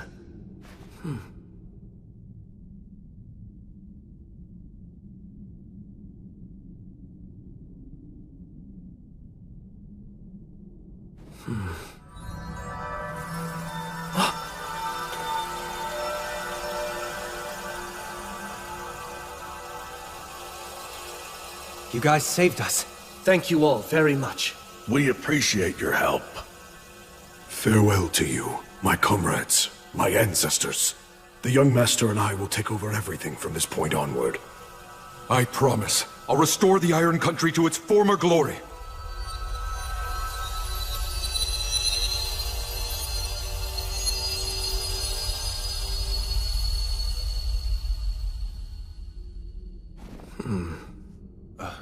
What's wrong? My body. Something feels strange. Yeah, I'm sure it does. Do you know how many times that dragon turned you to charcoal? You need to rest, Will. Oh no, I don't mean like that. What? Huh? What's this? You absorbed the dragon's life force through that demon blade.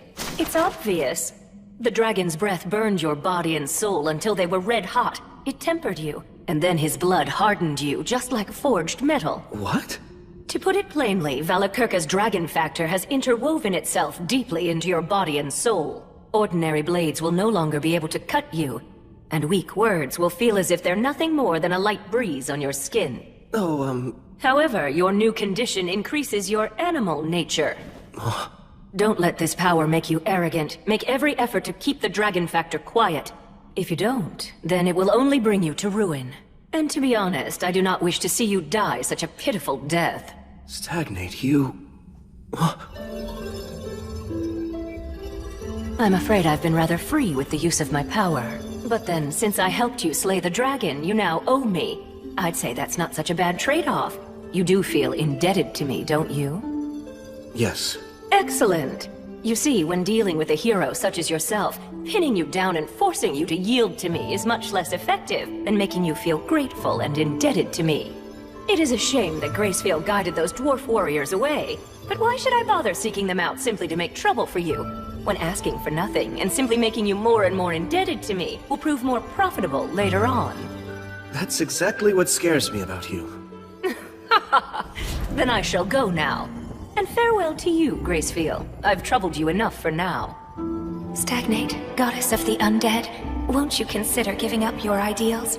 It's not too late. Will you discard your undead powers and work with me to guide souls once again? If you would Don't finish that thought. And no, I won't. I'll always follow my own ideals.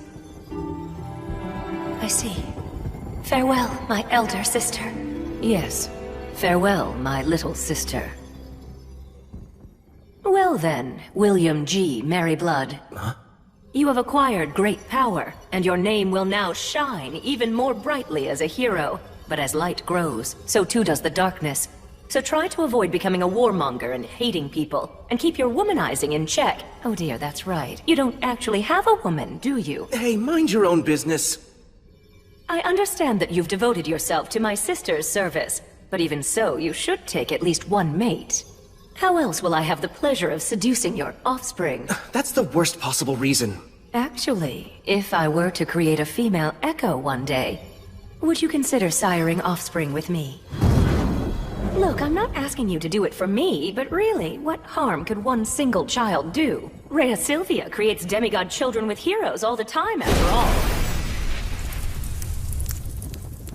all. All right, I'll let it go for now. Also, as you may recall, I once asked you if you'd like me to love you, didn't I? Well, I lied.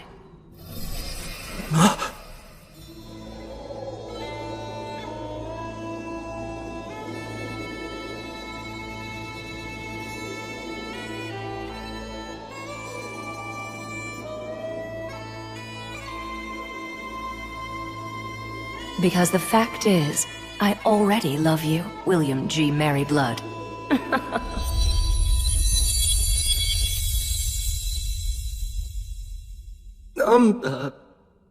Man, goddesses sure are impetuous.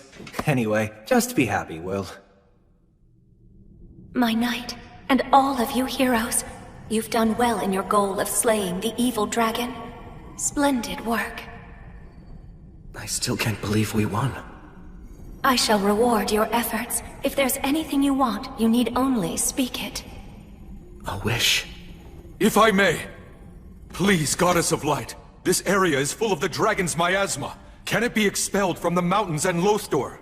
Now that the evil dragon is gone, this request can be granted, at least to an extent.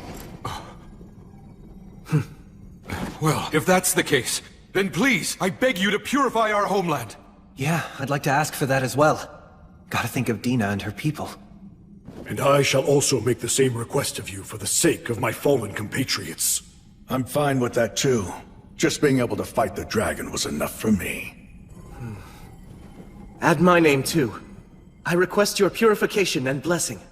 Very well. I have heard your wishes.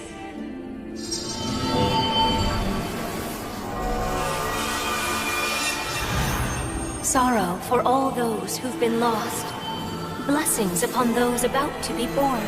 May there be peace, prosperity, and joy all across the land.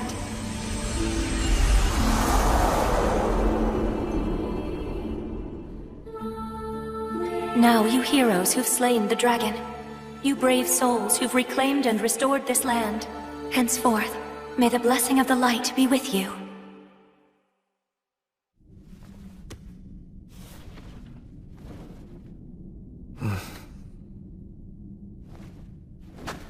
Let's clean up here and head home. Right. But you should get some rest, Sir Will. We can handle the rest. Oh no, I can't— Listen, just rest, damn it. Seriously, you're way too reckless, you know that? That's for sure. I didn't expect for you to take a swing right then. Though I will say it was a brilliant stroke. I don't think I'll ever forget that flash. It was as bright as sunlight. We must celebrate this win at home. Sounds good. We can invite the people of Lothdor and have them play music for us too. That sounds wonderful. We can have food and drink as well. You know, I bet that Tonio and Bee have the whole thing prepared already. We can celebrate all we want. Yeah, I'm really starting to look forward to this.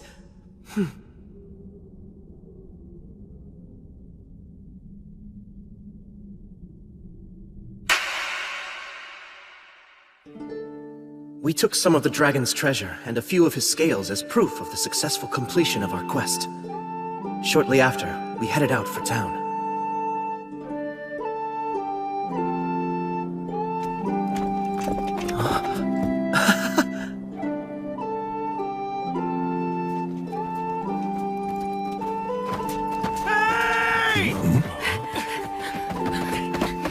So you're all safe?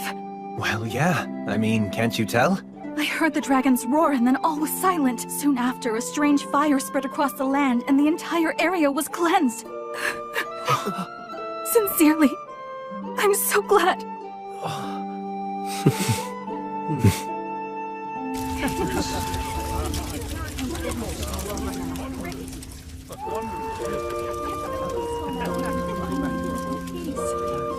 I thought there was a pretty good chance you wouldn't return. I'm not gonna die. I have too much to do. Oh, like what? Well, for starters, there's rebuilding this place. The effects of the dragon's miasma still linger, right? That's true. The miasma hasn't completely disappeared just yet. Some demons survived too. You're going to give some of the dragon's treasure to us? Yes, there's more than enough to go around. You can use it to help rebuild for now. Although, I fear that would be... I think we should take him up on his offer. Now that we've taken back the mountains, the former residents of the Iron Country will surely return soon. We should all work together. Let's restore our land to its former glory. But we don't want a large influx of wealth. That could throw off the balance of money and trade. Consult with Tonio first. Right. We'll also need to be prepared to take in any new residents. Looks like we're going to be busy for a while. I don't really want to do this, but Guess I should drop by the forest where I was born. I can ask them if they'll send over some skilled folks to help us out. And I'll go along with you. What, you will? The one who's making the request should be there to plead in person. Yeah, I guess you're right. We'll cross the ocean when spring comes then. Or do I even need to go? Just admit you're happy.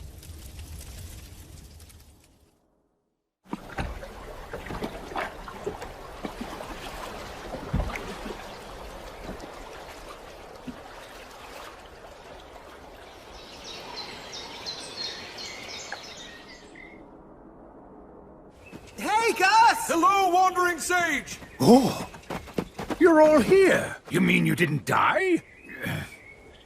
The flow of your mana seems quite odd. A dragon factor? You nailed it.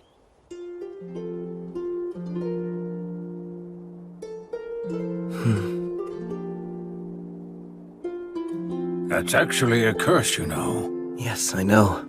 But I accept it. Well, just so long as you understand what you're getting into. More importantly, go on, let them know. All right. I'm home. I made it back from defeating the dragon. The two of you saved me yet again. Thank you.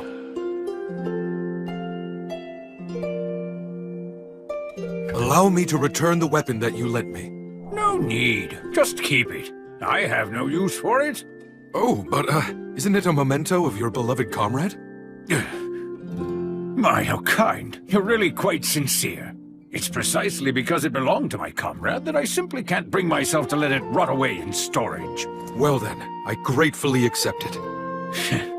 I'm absolutely certain that there could be no greater honor for the weapon than to serve the new king of the dwarves. I'll return called on. No, Sir Will. That sword should belong to you. No, I couldn't. It's been treasured by the dwarves for generations. And they entrusted it to you. Fighting fierce battles is a hero's destiny. Please, just make good use of that sword. I'll take good care of it, on loan. And then one day, I'll return it to your homeland. Right. Although, what you said makes it sound like even more difficult enemies are going to be coming my way. Hello? Well, you know. Try to live strong. I'll help you out when I can. That's not reassuring, at all. Jeez.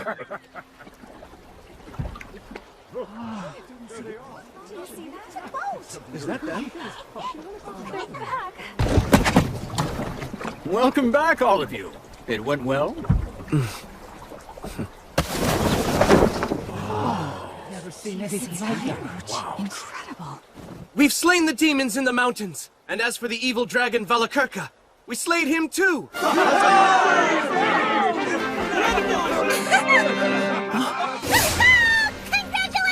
Bee! And everyone's okay? That's so awesome! What's that? Is that a dragon horn?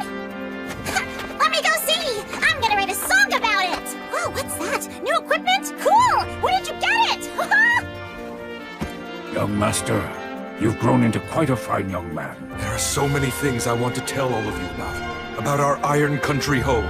About its courageous warriors. And also about our great king.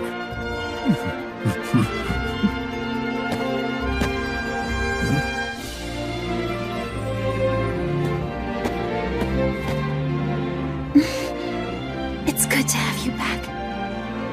Indeed. All right, everyone. Our lord and his companions must be tired. They've only just gotten back from defeating a dragon, after all. We have to give them some time to get a little rest now. And then tomorrow we'll kick off the party. We'll cheer the dragon's end. Tomorrow, you can eat, drink, and sing all you want. Come, help us celebrate!